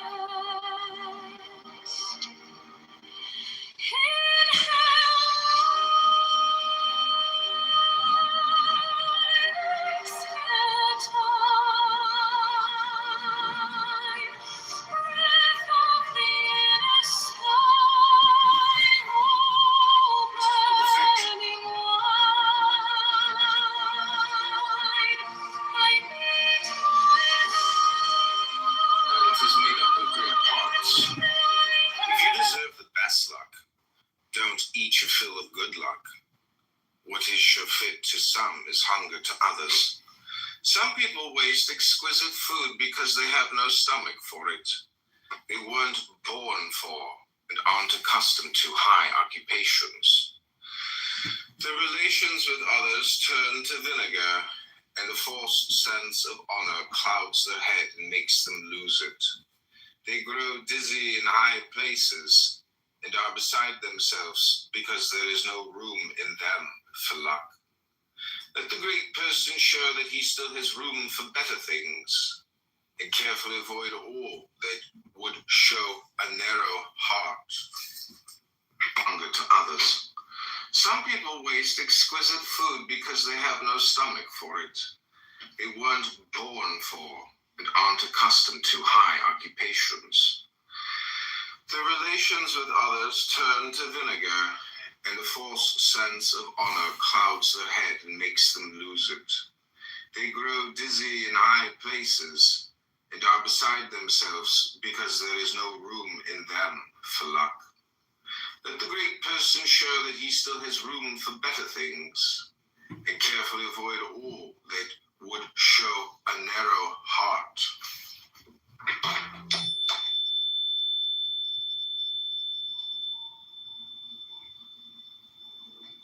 Within the limits of your class and condition, a regal way of doing things, sublimity of action, a lofty mind, you should resemble a king in merit, if not in reality. For true sovereignty lies in integrity.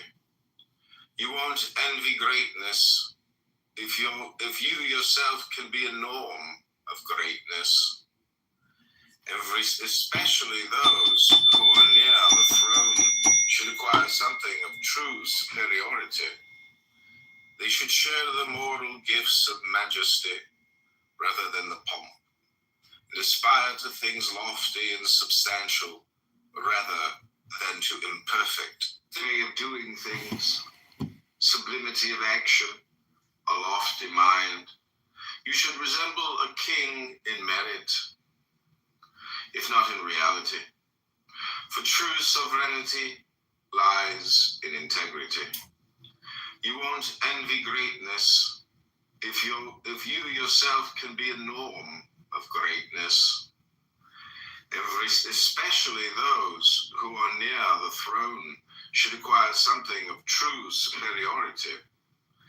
They should share the moral gifts of majesty rather than the pomp, and aspire to things lofty and substantial rather than to imperfect vanity. They should share the moral gifts of majesty rather than the pomp, and aspire to things lofty and substantial rather than to imperfect vanity.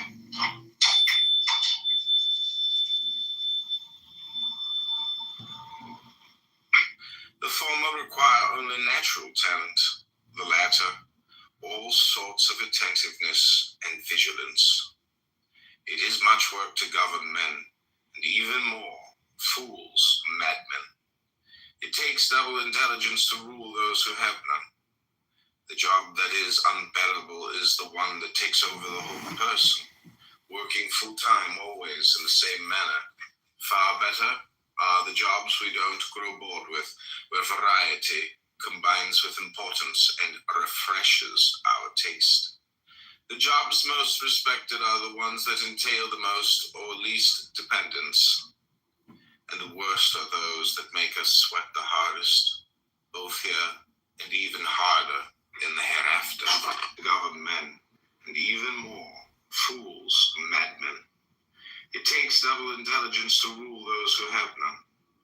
The job that is unbearable is the one that takes over the whole person, working full-time always in the same manner. Far better are the jobs we don't grow bored with, where variety combines with importance and refreshes our taste. The jobs most respected are the ones that entail the most or least dependence, and the worst are those that make us sweat the hardest, both here and even harder in the hereafter. It's in the same manner.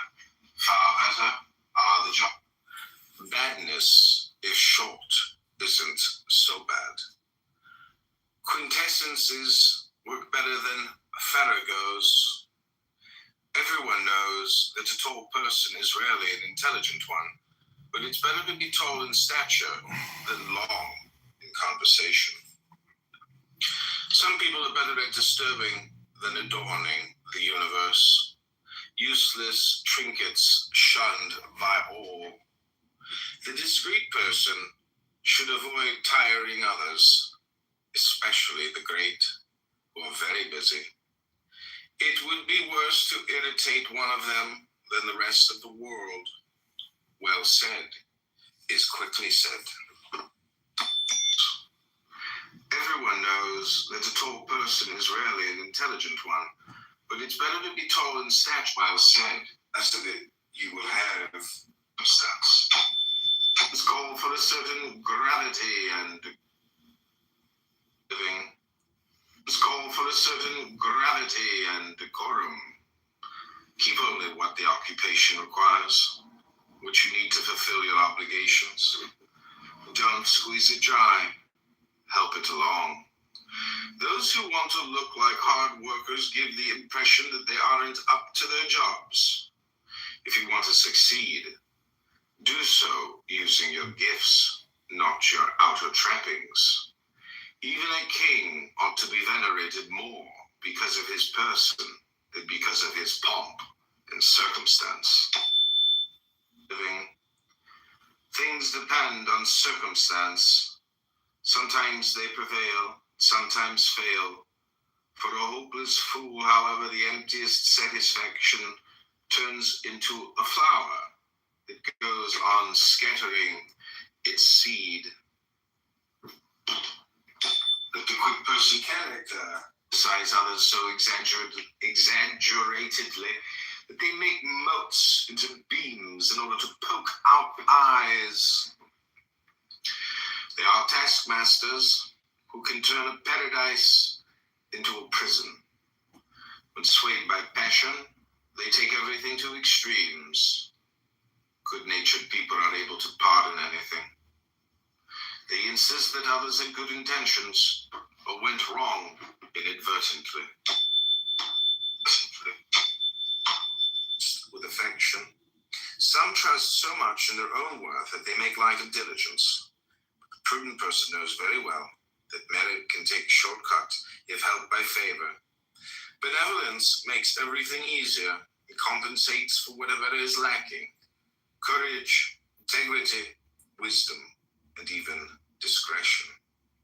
It never sees ugliness, for it doesn't want to.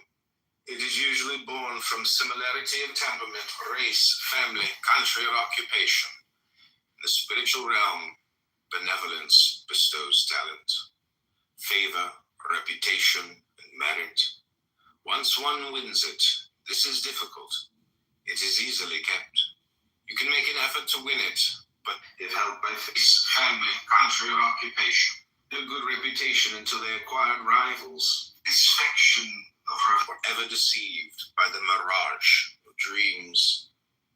The first and most essential act of faith is then this: being exists, and the being of beings, the truth of being, is God. Being is alive with intelligence, and the living intelligence of absolute being is God. Light is real and life-giving. Now, the reality and life of all light is God. The word of universal reason is an affirmation and not a negation. How blind are they who do not see that physical light is nothing but the instrument of thought, ever deceived by the mirage of dreams.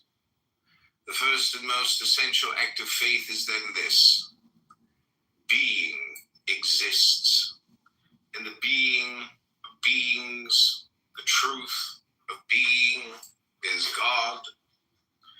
Being is alive with intelligence, and the living intelligence of absolute being is God.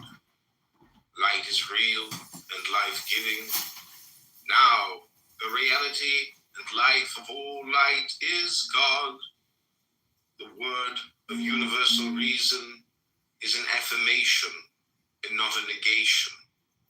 How blind are they who do not see that physical light is nothing but the instrument of thought, ever deceived by the mirage of dreams. The first and most essential act of faith is then this: being exists, and the being of beings, the truth of being, is God. Being is alive with intelligence, and the living intelligence of absolute being is God. Light is real and life-giving. Now, the reality and life of all light is God. The word of universal reason is an affirmation and not a negation. How blind are they who do not see that physical light is nothing but the instrument of thought, ever deceived by the mirage of dreams. The first and most essential act of faith is then this: being exists, and the being of beings, the truth of being, is God. Being is alive with intelligence, and the living intelligence of absolute being is God. Light is real and life-giving. Now, the reality and life of all light is God. The word of universal reason is an affirmation and not a negation. How blind are they who do not see that physical light is nothing but the instrument of thought, ever deceived by the mirage of dreams. The first and most essential act of faith is then this: being exists, and the being of beings, the truth of being, is God. Being is alive with intelligence, and the living intelligence of absolute being is God. Light is real and life-giving. Now, the reality and life of all light is God. The word of universal reason is an affirmation and not a negation. How blind are they who do not see that physical light is nothing but the instrument of thought, ever deceived by the mirage of dreams.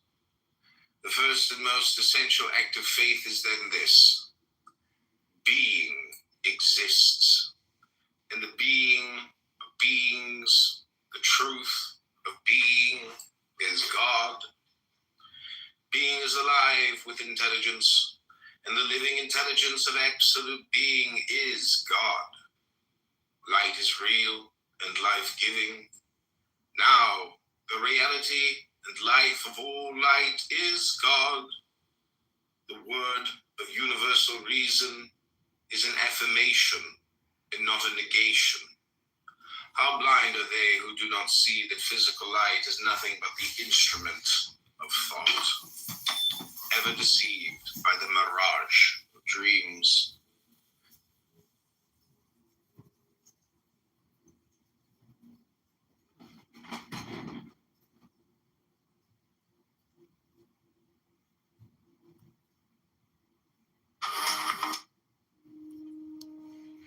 Quiet tiles, dripping tap time.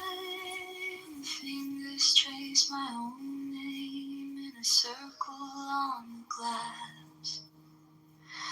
Water climbs up my shins, my spine. All the sharp little thoughts start to soften in the heat. I breathe in, let it move, let it fill me. Hold it close till the ache starts leaving. I breathe out all the corners I've been keeping. In this hot bath, I am only this breathing.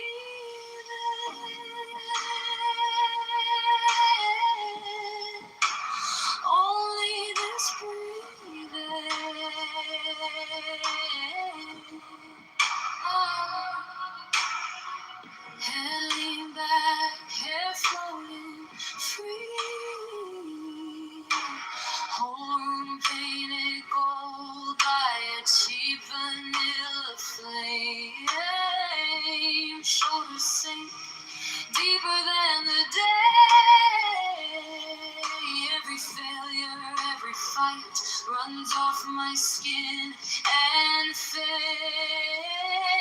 I breathe in,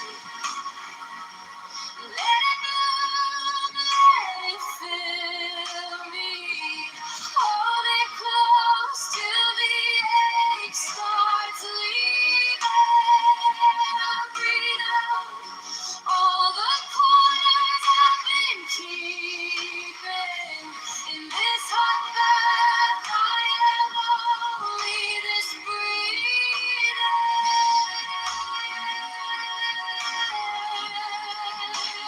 Only this breathing.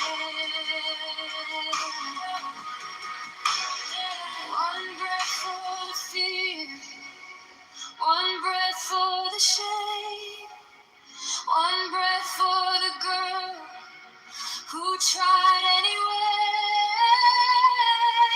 Counted in the steam, 4 beats then release. If I can stay right here, that's all I ever need. Breathe in, let it bloom, let it fill me. Hold it close till the ache starts leaving. I breathe out all the stories I believed in. In this hot bath, I am only this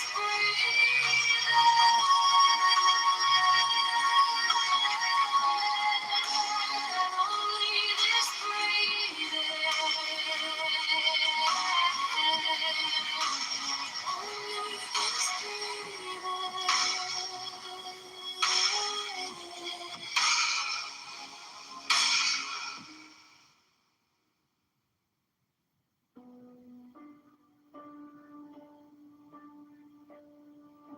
Quiet times, dripping tap time. Fingers trace my own name in a circle on the glass. Water climbs up my shins, my spine. All the sharp little thoughts start to soften in the heat. I breathe in, let it bloom, let it fill me. Hold it close till the ache starts leaving. I breathe out all the corners I've been keeping in this heart.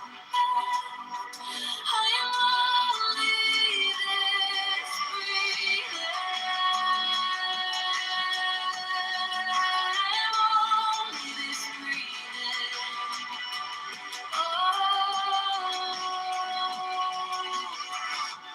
Head lean back, hair flowing free. Whole room painted gold by its cheap vanilla flame. Shoulders sink deeper than the day. Every failure, every fight runs off my skin and face. I breathe in, let it grow, let it fill me. Hold it close till the ache starts leaving. I breathe out all the corners I've been keeping in this heart. I am only this breathing. I'm only this breathing. Yeah. One breath for the fear, one breath for the shame, one breath for the girl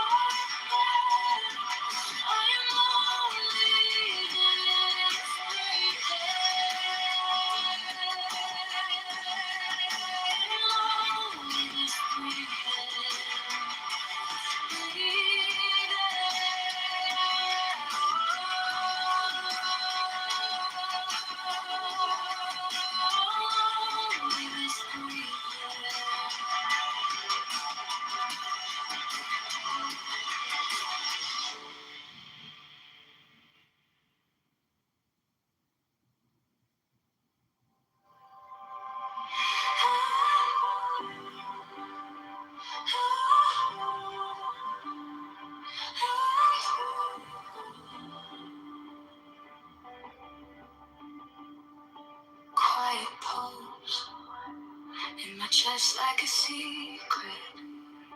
Something moves in the gaps where I breathe. Eyes closed, yet the room feels brighter.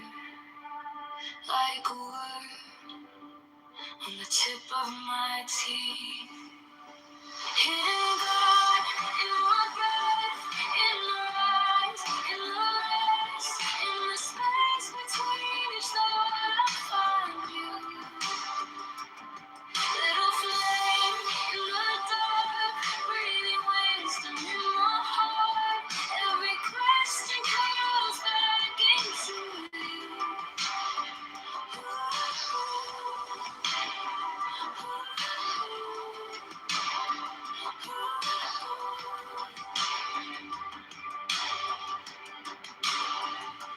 Soft wind on a page I folded. I turn in to the hush of my mind.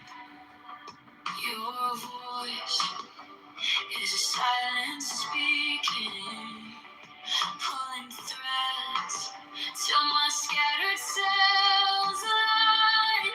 Hidden God in my breath, in the rise, in the rest, in the space between each thought I find you. Little flame in the dark, breathing wisdom in my heart. Every heartbeat calling back to you.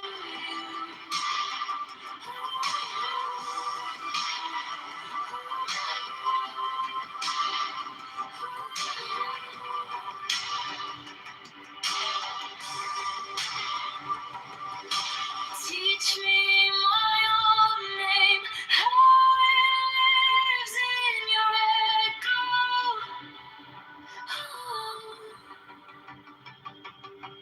All my broken pieces learning how to say hello.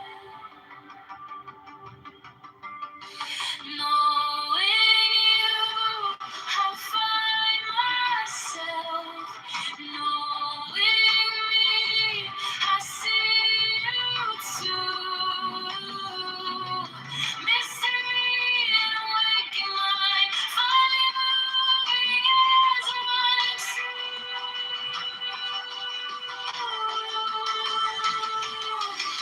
Hidden God in my breath, in the rise, in the rest, in the space between each thought I find you. Little flame in the dark, breathing wisdom in my heart. Every heartbeat singing, I am yours.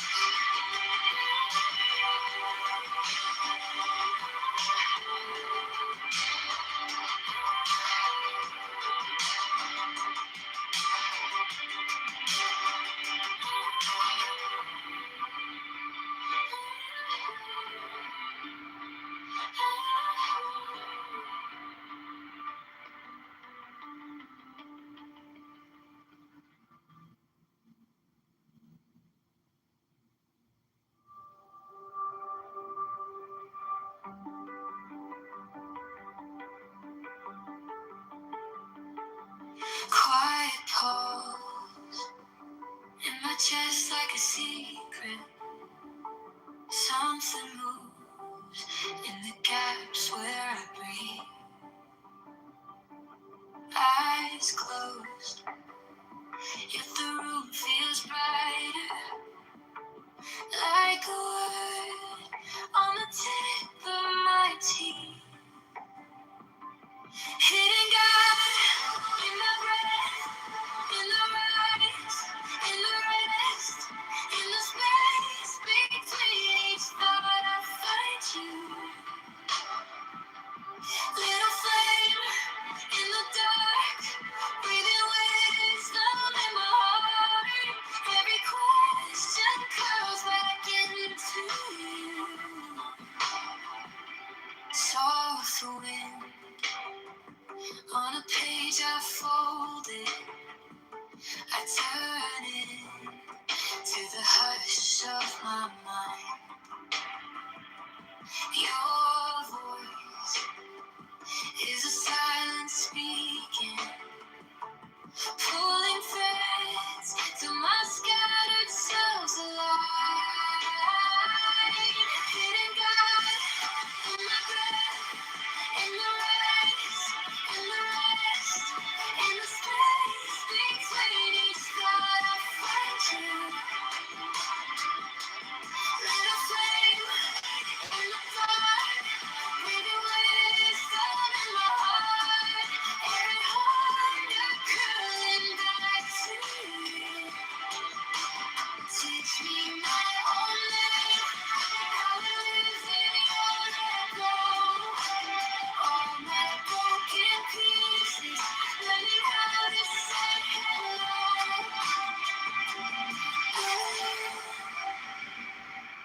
I find myself knowing me. I see you too. Mystery in waking night. Finally moving as one. Hidden God in my breath, in the rise, in the rest, in the space between each thought I find you. Little flame in the dark, breathing wisdom in my heart. Every heartbeat singing, I am yours. I am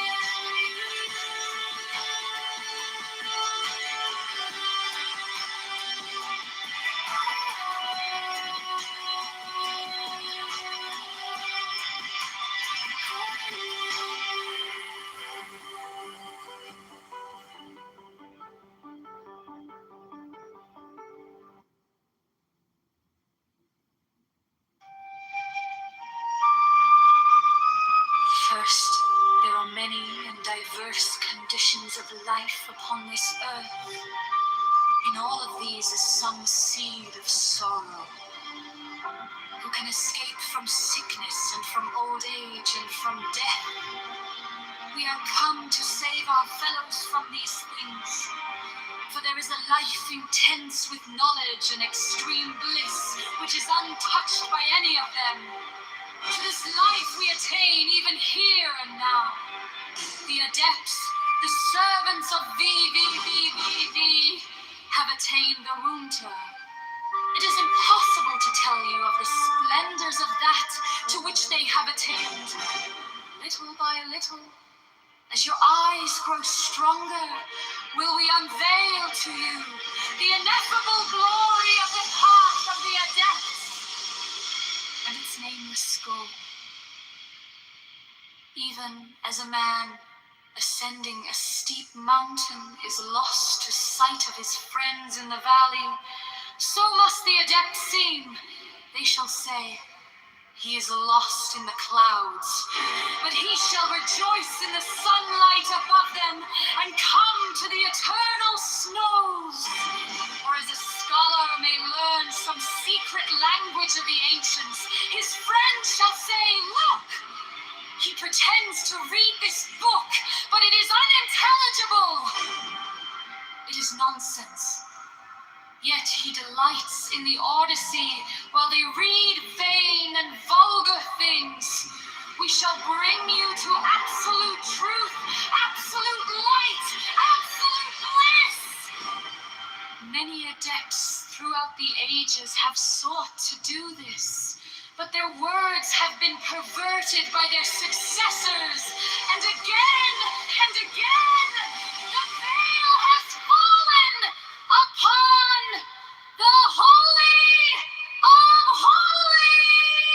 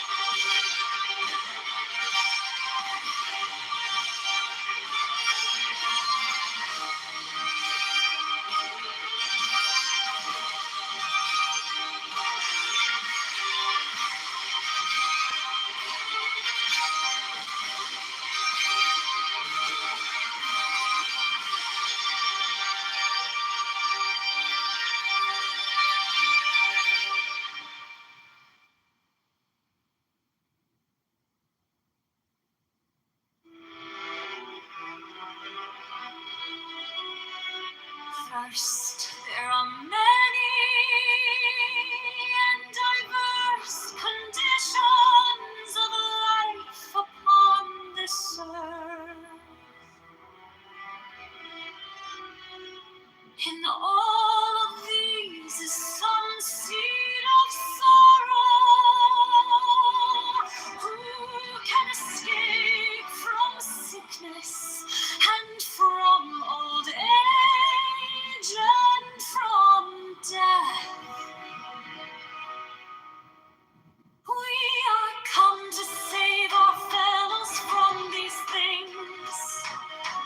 For there is a life intense with knowledge and extreme bliss, which is untouched by any of them. To this life we attain even here and now.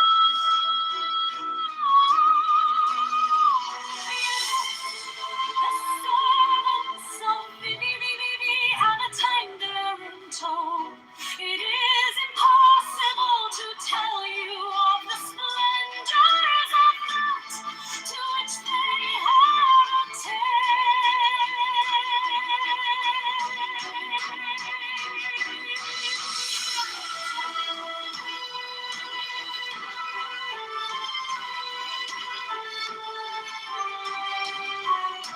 Little by little, as your eyes grow stronger, will we unveil to you the ineffable glory of the path of the adepts and its nameless goal. Even as a man ascending a steep mountain is lost to sight of his friends in the valley, so must the adepts seem. They shall say, he is lost in the clouds, but he shall rejoice in the sunlight above them and come to the eternal snows. Or as a scholar may learn some secret language of the ancients, his friends shall say, look, he pretends to read this book, but it is unintelligible. It is nonsense. Yet he delights in the Odyssey, while they read vain and vulgar things. We shall bring you to absolute truth, absolute light, absolute bliss. Many adepts throughout the ages have sought to do this, but their words have been perverted by their successors. And again, the veil has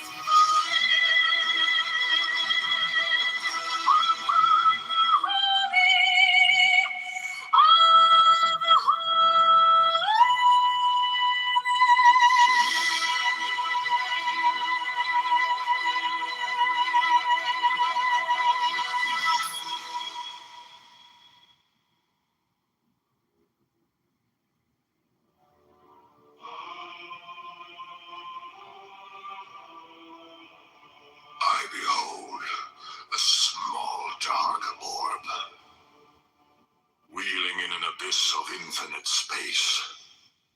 It is mitted among a myriad vast ones, dark amid a myriad bright ones. I who comprehend in myself all the vast and the minute, all the bright and the dark, have mitigated the brilliance of mine unutterable splendor, sending forth thee, as a ray of my light, as a messenger unto that small dark orb. Then thee taketh up the word and saith, men ages beyond the ages, from the space beyond your vision, and I bring to you these words. But they heard him not, for they were not ready to receive them.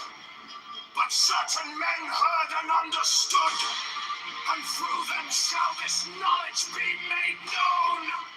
The least therefore of them, the servant of them all, writeth this book. He writeth for them that are ready. Thus is it known if one be ready, if he be endowed with certain gifts, if he be fitted by birth, or by wealth, or by intelligence, or by some other manifest sign, and the servants of the Master by his insight shall judge of these. This knowledge is not for all men. Few indeed are called, but of these few many are chosen. This is the nature of the work.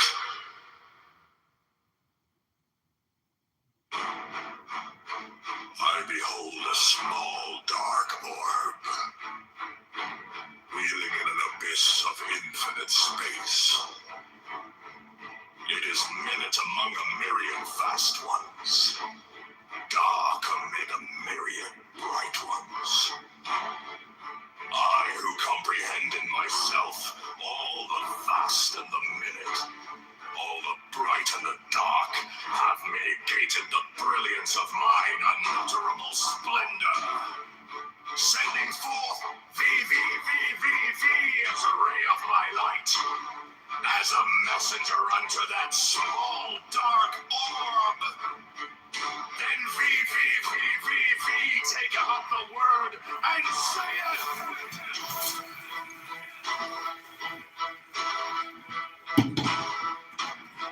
men and women of the earth, to you am I come from the ages beyond the ages, from the space beyond your vision, and I bring to you these words.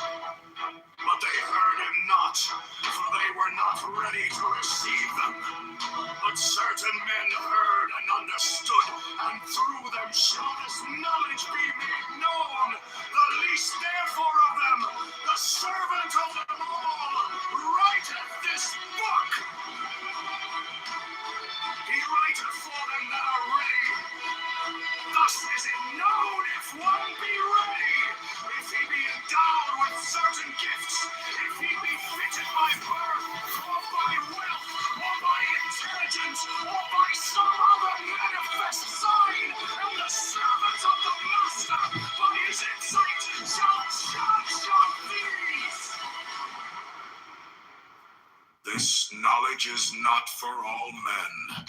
Few indeed are called, but of these few many are chosen. This is the nature of the work.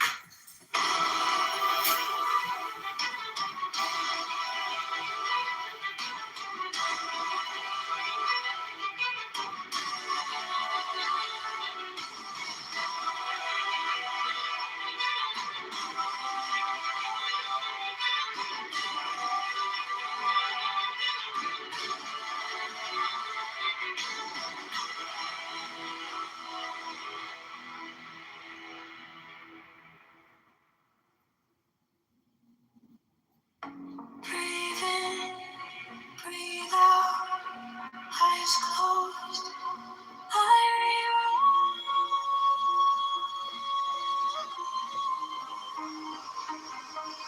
Count to 4, sink through the floor, silver cold, at your core. Slow inhale, thoughts turn pale. You are more in the day. Hypnosis, hey, I got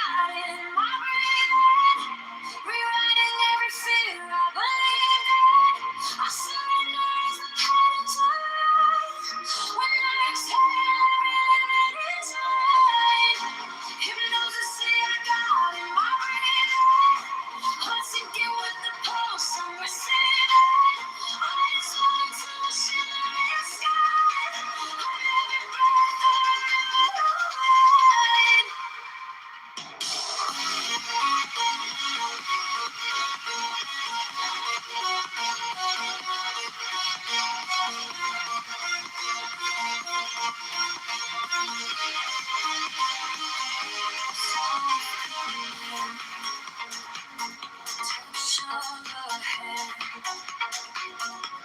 words inside, understand, golden dust over us, every night turns to trust. Hypnosis, hey, I got it in my brain. Rewriting every fear I've lived. I surrender as the times are right. When nights it's mine. Hypnosis, hey, I got it in my brain. I'm sinking with the pulse, I'm receiving. Eyes on to the shimmering sky. On every breath,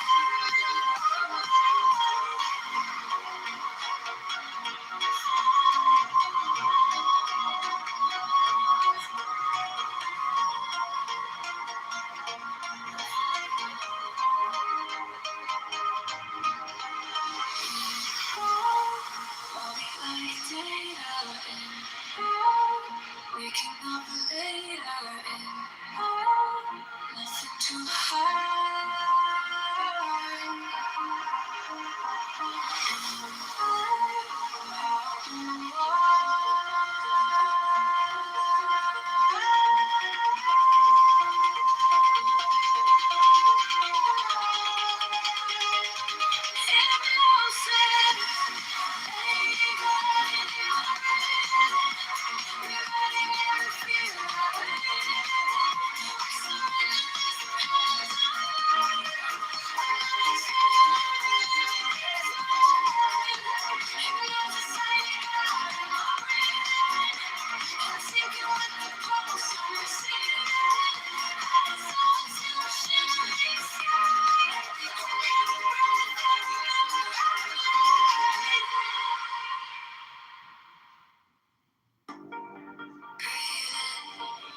breathe out. Eyes closed, every road. Count to four, sink through the floor. Silver coat at your core. Slow inhale, thoughts turn pale. You are more than the tale. Hypnosis, hey, I got it, my breathing. Rewriting every fear I believe in. I surrender as the curtains unlay. When I exhale, everything that is mine. Hypnosis, hey, I got it, my breathing. Heart sinking with the pulse I'm receiving. Rising sun to the shimmering sky.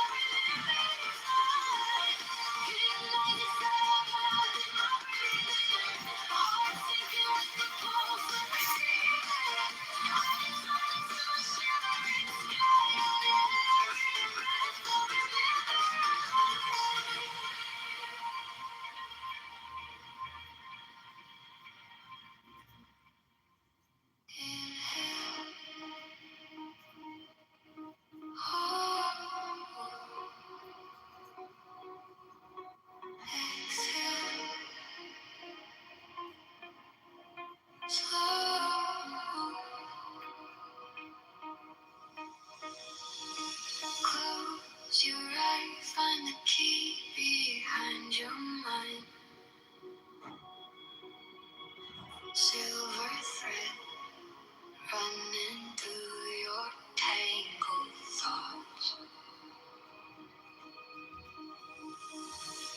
Make you feel it sit there in your palm. Watch it fade as you listen to your lungs. Breathe in, I rewrite your inhale.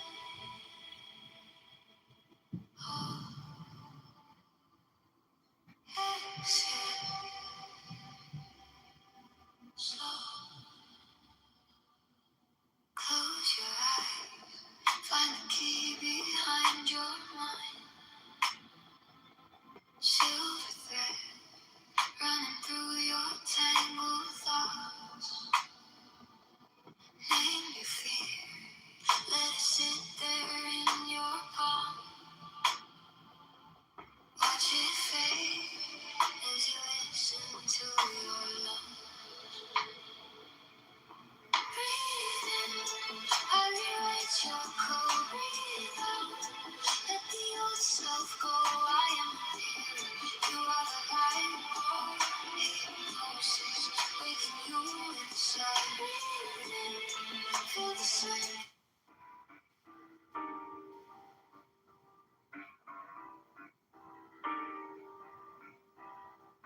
Tick tock, tick tock.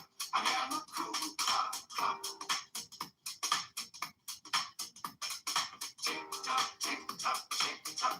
I am a cool clock, clock. Tick tock, tick tock, tick tock. I am a cool clock, clock. Tick tock, tick tock, tick tock. I am a cool clock, clock.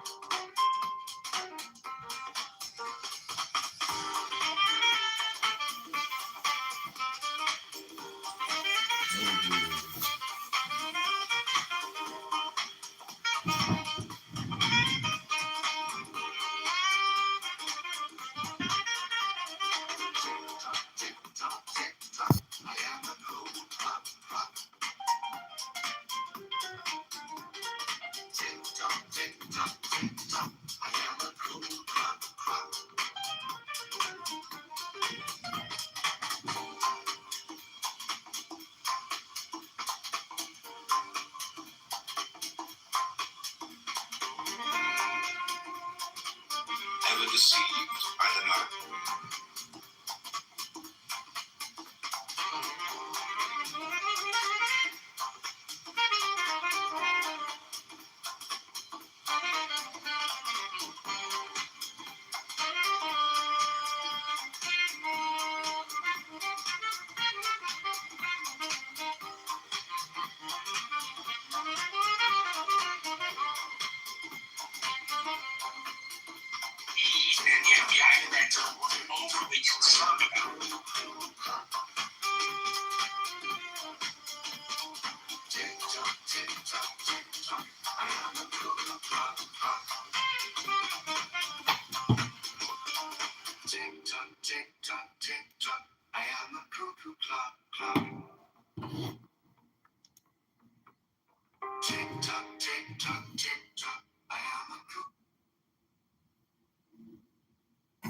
Okay, we're going to continue reading this incredible book by Eliphas Levi.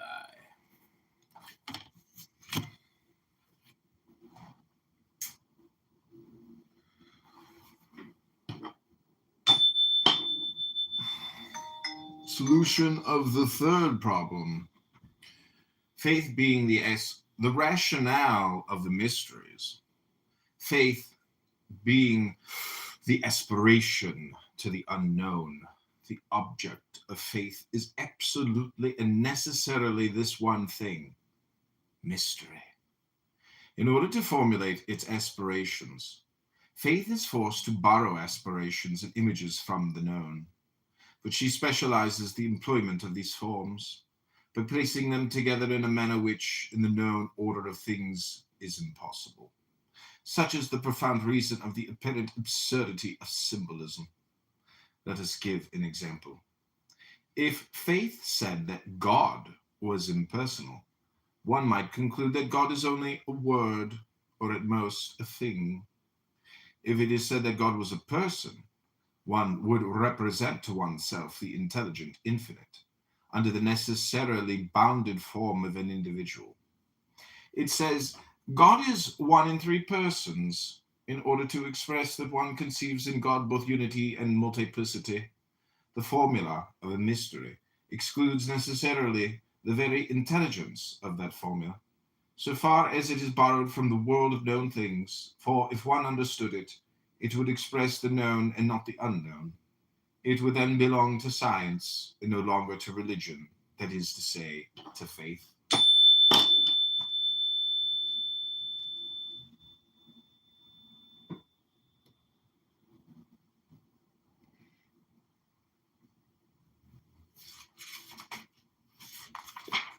The object of faith is a mathematical problem whose x escapes the procedures of our algebra. Absolute mathematics prove only the necessity and in consequence the existence of this unknown which we represent as the translatable x. Now science progresses in vain. Its progress is indefinite, but always relatively finite. It will never find, in the language of the finite, the complete expression of the infinite. Mystery is therefore eternal. To bring into the logic of the known the terms of a profession of faith is to withdraw them from faith, which has for positive basis anti-logic, that is to say, the impossibility of logically explaining the unknown. For the Jew, God is separate from humanity. He does not live in his creatures. He is infinite egoism. For the Mussulman, God is a word before which one prostrates oneself on the authority of Muhammad.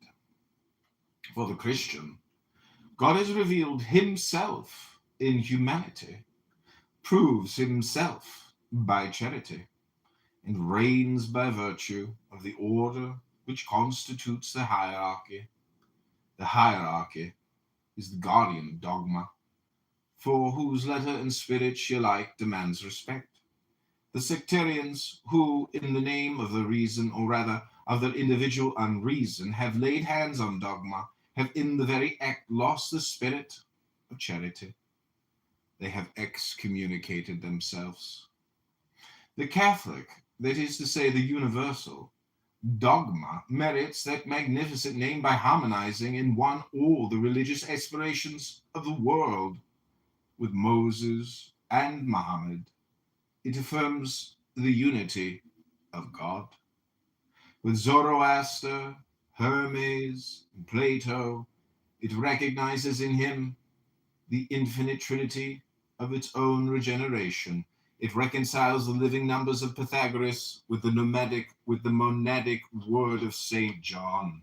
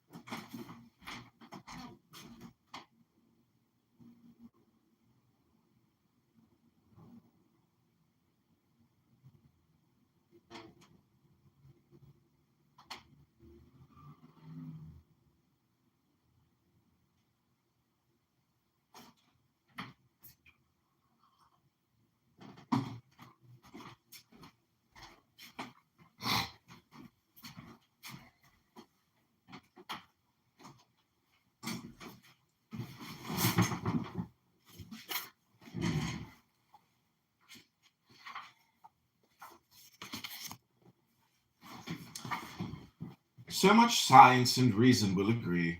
It is then in the eyes of reason and of science themselves the most perfect, that is to say, the most complete dogma which has ever been produced in the world, that science and reason grant us so much, we shall ask nothing more of them. God exists. There is only one God, and he punishes those who do evil, said Moses. God is everywhere. He is in us. And the good that we do to men, we do it to God, said Jesus. Fear is the conclusion of the dogma of Moses. Love is the conclusion of the dogma of Jesus. The typical idea of the life of God in humanity is incarnation. Incarnation necessitates redemption and operates it in the name of the reversibility of solidarity, or in other words, of universal communion, the dogmatic principle of the spirit of charity. To substitute human arbitrament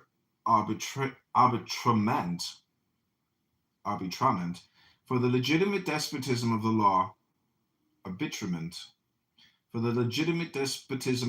to put, in other words, tyranny in the place of authority, is the work of all Protestantism and of all democracies. What men call liberty is the sanction of illegitimate authority, or rather the fiction of power not sanctioned by authority. John Calvin. Subnote, the author had perhaps no space to continue with the demonstration that the gospel legend itself is a Macedone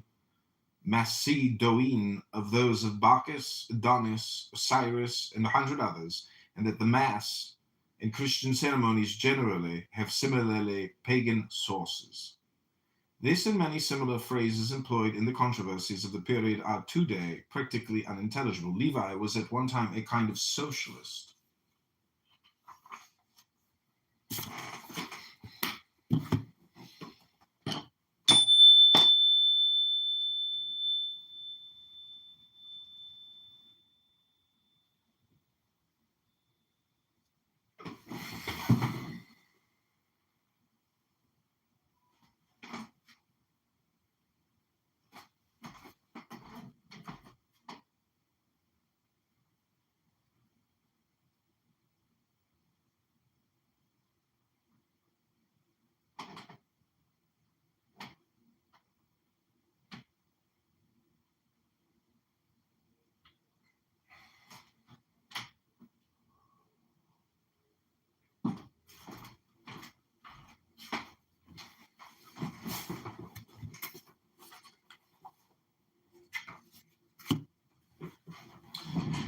John Calvin protested against the stakes of Rome in order to give himself the right to burn Michael Servetus. Every people that liberates itself from a Charles I or a Louis XVI must undergo a Robespierre or a Cromwell. And there is a more or less absurd anti-pope behind all protestations against the legitimate papacy. The divinity of Jesus Christ only exists in the Catholic Church, to which he transmits hierarchically his life and his divine powers. This divinity is sacerdotal and royal by virtue of communion. But outside of that communion, every affirmation of the divinity of Jesus Christ is idolatrous, because Jesus Christ could not be an isolated God. The number of Protestants is of no importance to Catholic truth. If all men were blind, would that be a reason for denying the existence of the sun? Reason, in protesting against dogma, proves sufficiently that she has not invented it, but she is forced to admire the morality which results from that dogma. Now, if morality is a light, it follows that dogma must be a sun. Light does not come from shadows. Between the two abysses of polytheism and an absurd and ignorant theism, there is only one possible medium, the mystery of the most holy Trinity. Between speculative theism and anthropomorphism, there is only one possible medium, the mystery of incarnation. Between a moral fatality and draconic responsibility, which would conclude the damnation of all beings, there is only one possible mean, the mystery of redemption.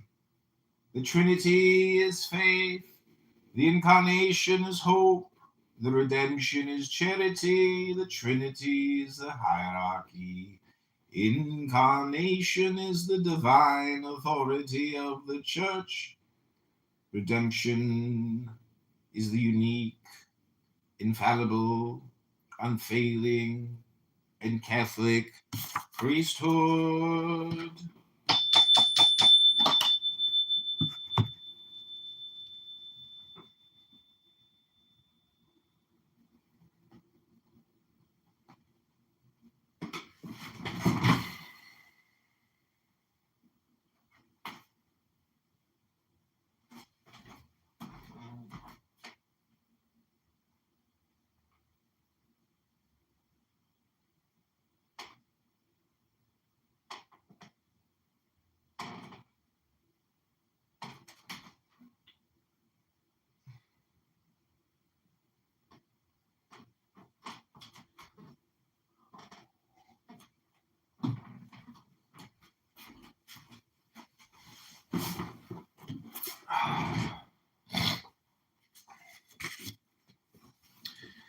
The Catholic Church alone possesses an invariable dogma, and by its very constitution is incapable of corrupting morality. She does not make innovations, she explains. Thus, for example, the dogma of the Immaculate Conception is not new. It was contained in the Theotokon of the Council of Ephesus, and the Theotokon is a rigorous consequence of the Catholic dogma of the Incarnation. In the same way, the Catholic Church makes no excommunications, she declares them, and she alone can declare them, because she alone is guardian of unity. Outside the vessel of Peter, there is nothing but the abyss. Protestants are like people who have thrown themselves into the water in order to escape seasickness. It is of Catholicity, such as it is constituted in the Roman Church. One must say what Voltaire so boldly said of God. If it did not exist, it would be necessary to invent it. But if a man had been capable of inventing the spirit of charity, he also would have invented God. Charity does not invent itself. It reveals itself by its works. And it is then that one can cry with the Savior of the world, "Blessed are the pure in heart, for they shall see God." To understand the spirit of charity is to understand all mysteries.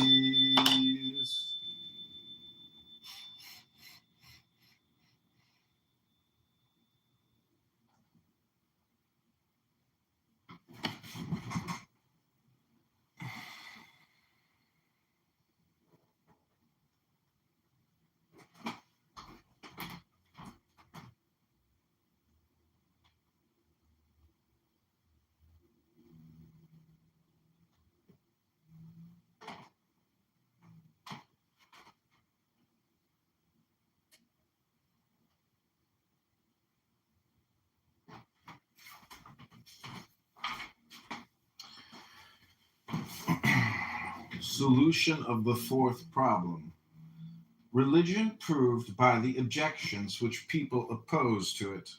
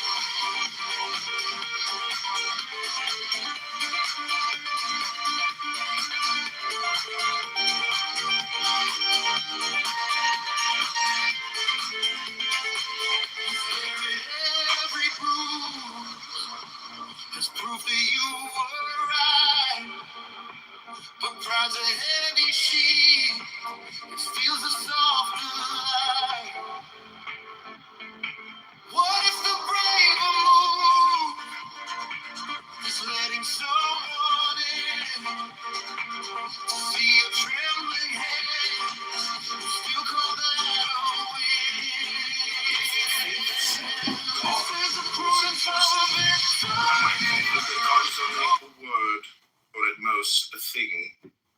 If it is said that God was a person, one would represent to oneself the intelligent infinite under the necessary. If faith said that God was impersonal, one might conclude that God is only a word, or at most a thing. If it is said that God was a person, one would represent to oneself the intelligent infinite under the necessarily bounded form of an individual. It says, God is one in three persons in order to express that one conceives in God both unity and multiplicity. The formula of a mystery excludes necessarily the very intelligence of that formula, so far as it is borrowed from the world of known things, for if one understood it, it would express the known and not the unknown. It would then belong to science and no longer to religion, that is to say, to faith. It's the spirit of charity. They have excommunicated themselves. The Catholic, that is to say, the universal, dogma merits that magnificent name by harmonizing in one all the religious aspirations of the world. With Moses and Muhammad, it affirms the unity of God. With Zoroaster, Hermes, Plato, it recognizes in him the infinite trinity of its own regeneration. It reconciles the living numbers of Pythagoras with the monadic word of St. John.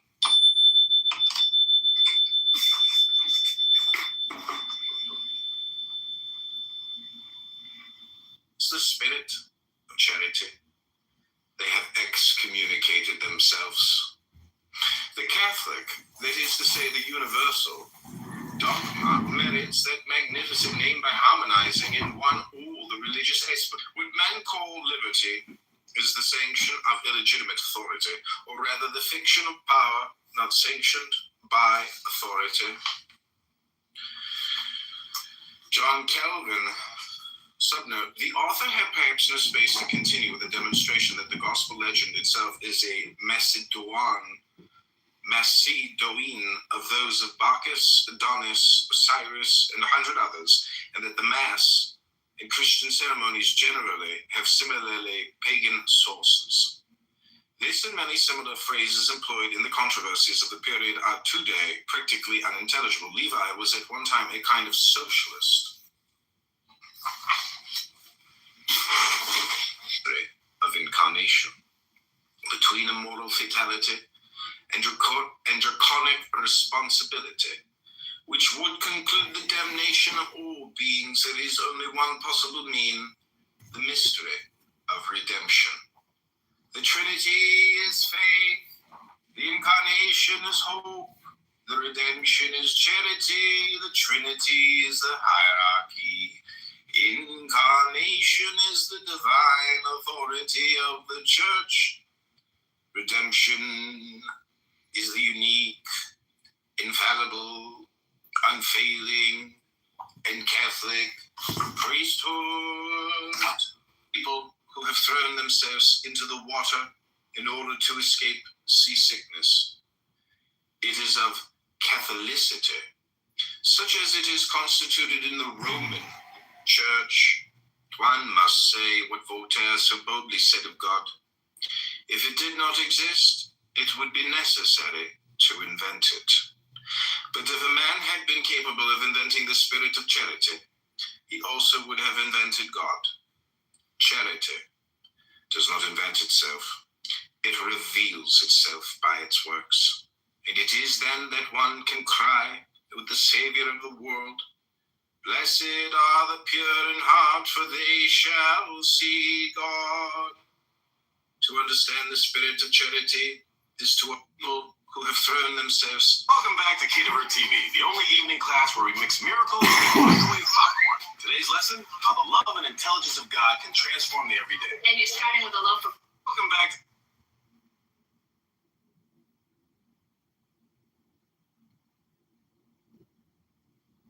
If faith said that God was in pit, Prince Maekar Targaryen was about. woke up this morning,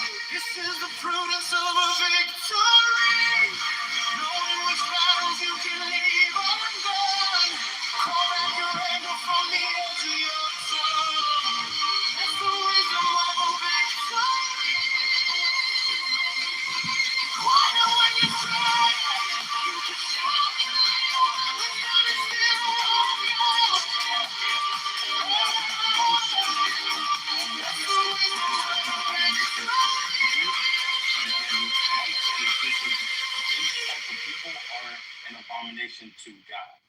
Oh, it says the people are an abomination to God. That's nifty grammar you're playing with there. you rush to raise your flag, still shaking in your hands. You crave the final word.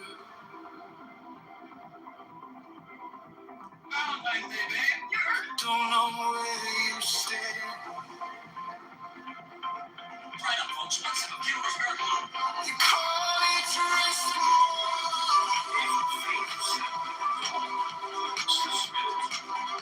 call it down to say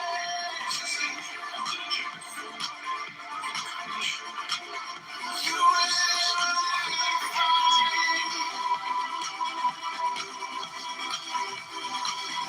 and lose your own true name. This is the prudence of a victor, knowing which battles you can leave undoing. Call back your anger from the edge of your tongue. That's the wisdom of a victory. Quiet when you're certain you could shout. You lay your weapons down and still walk out. Yeah, that's the wisdom of a victory.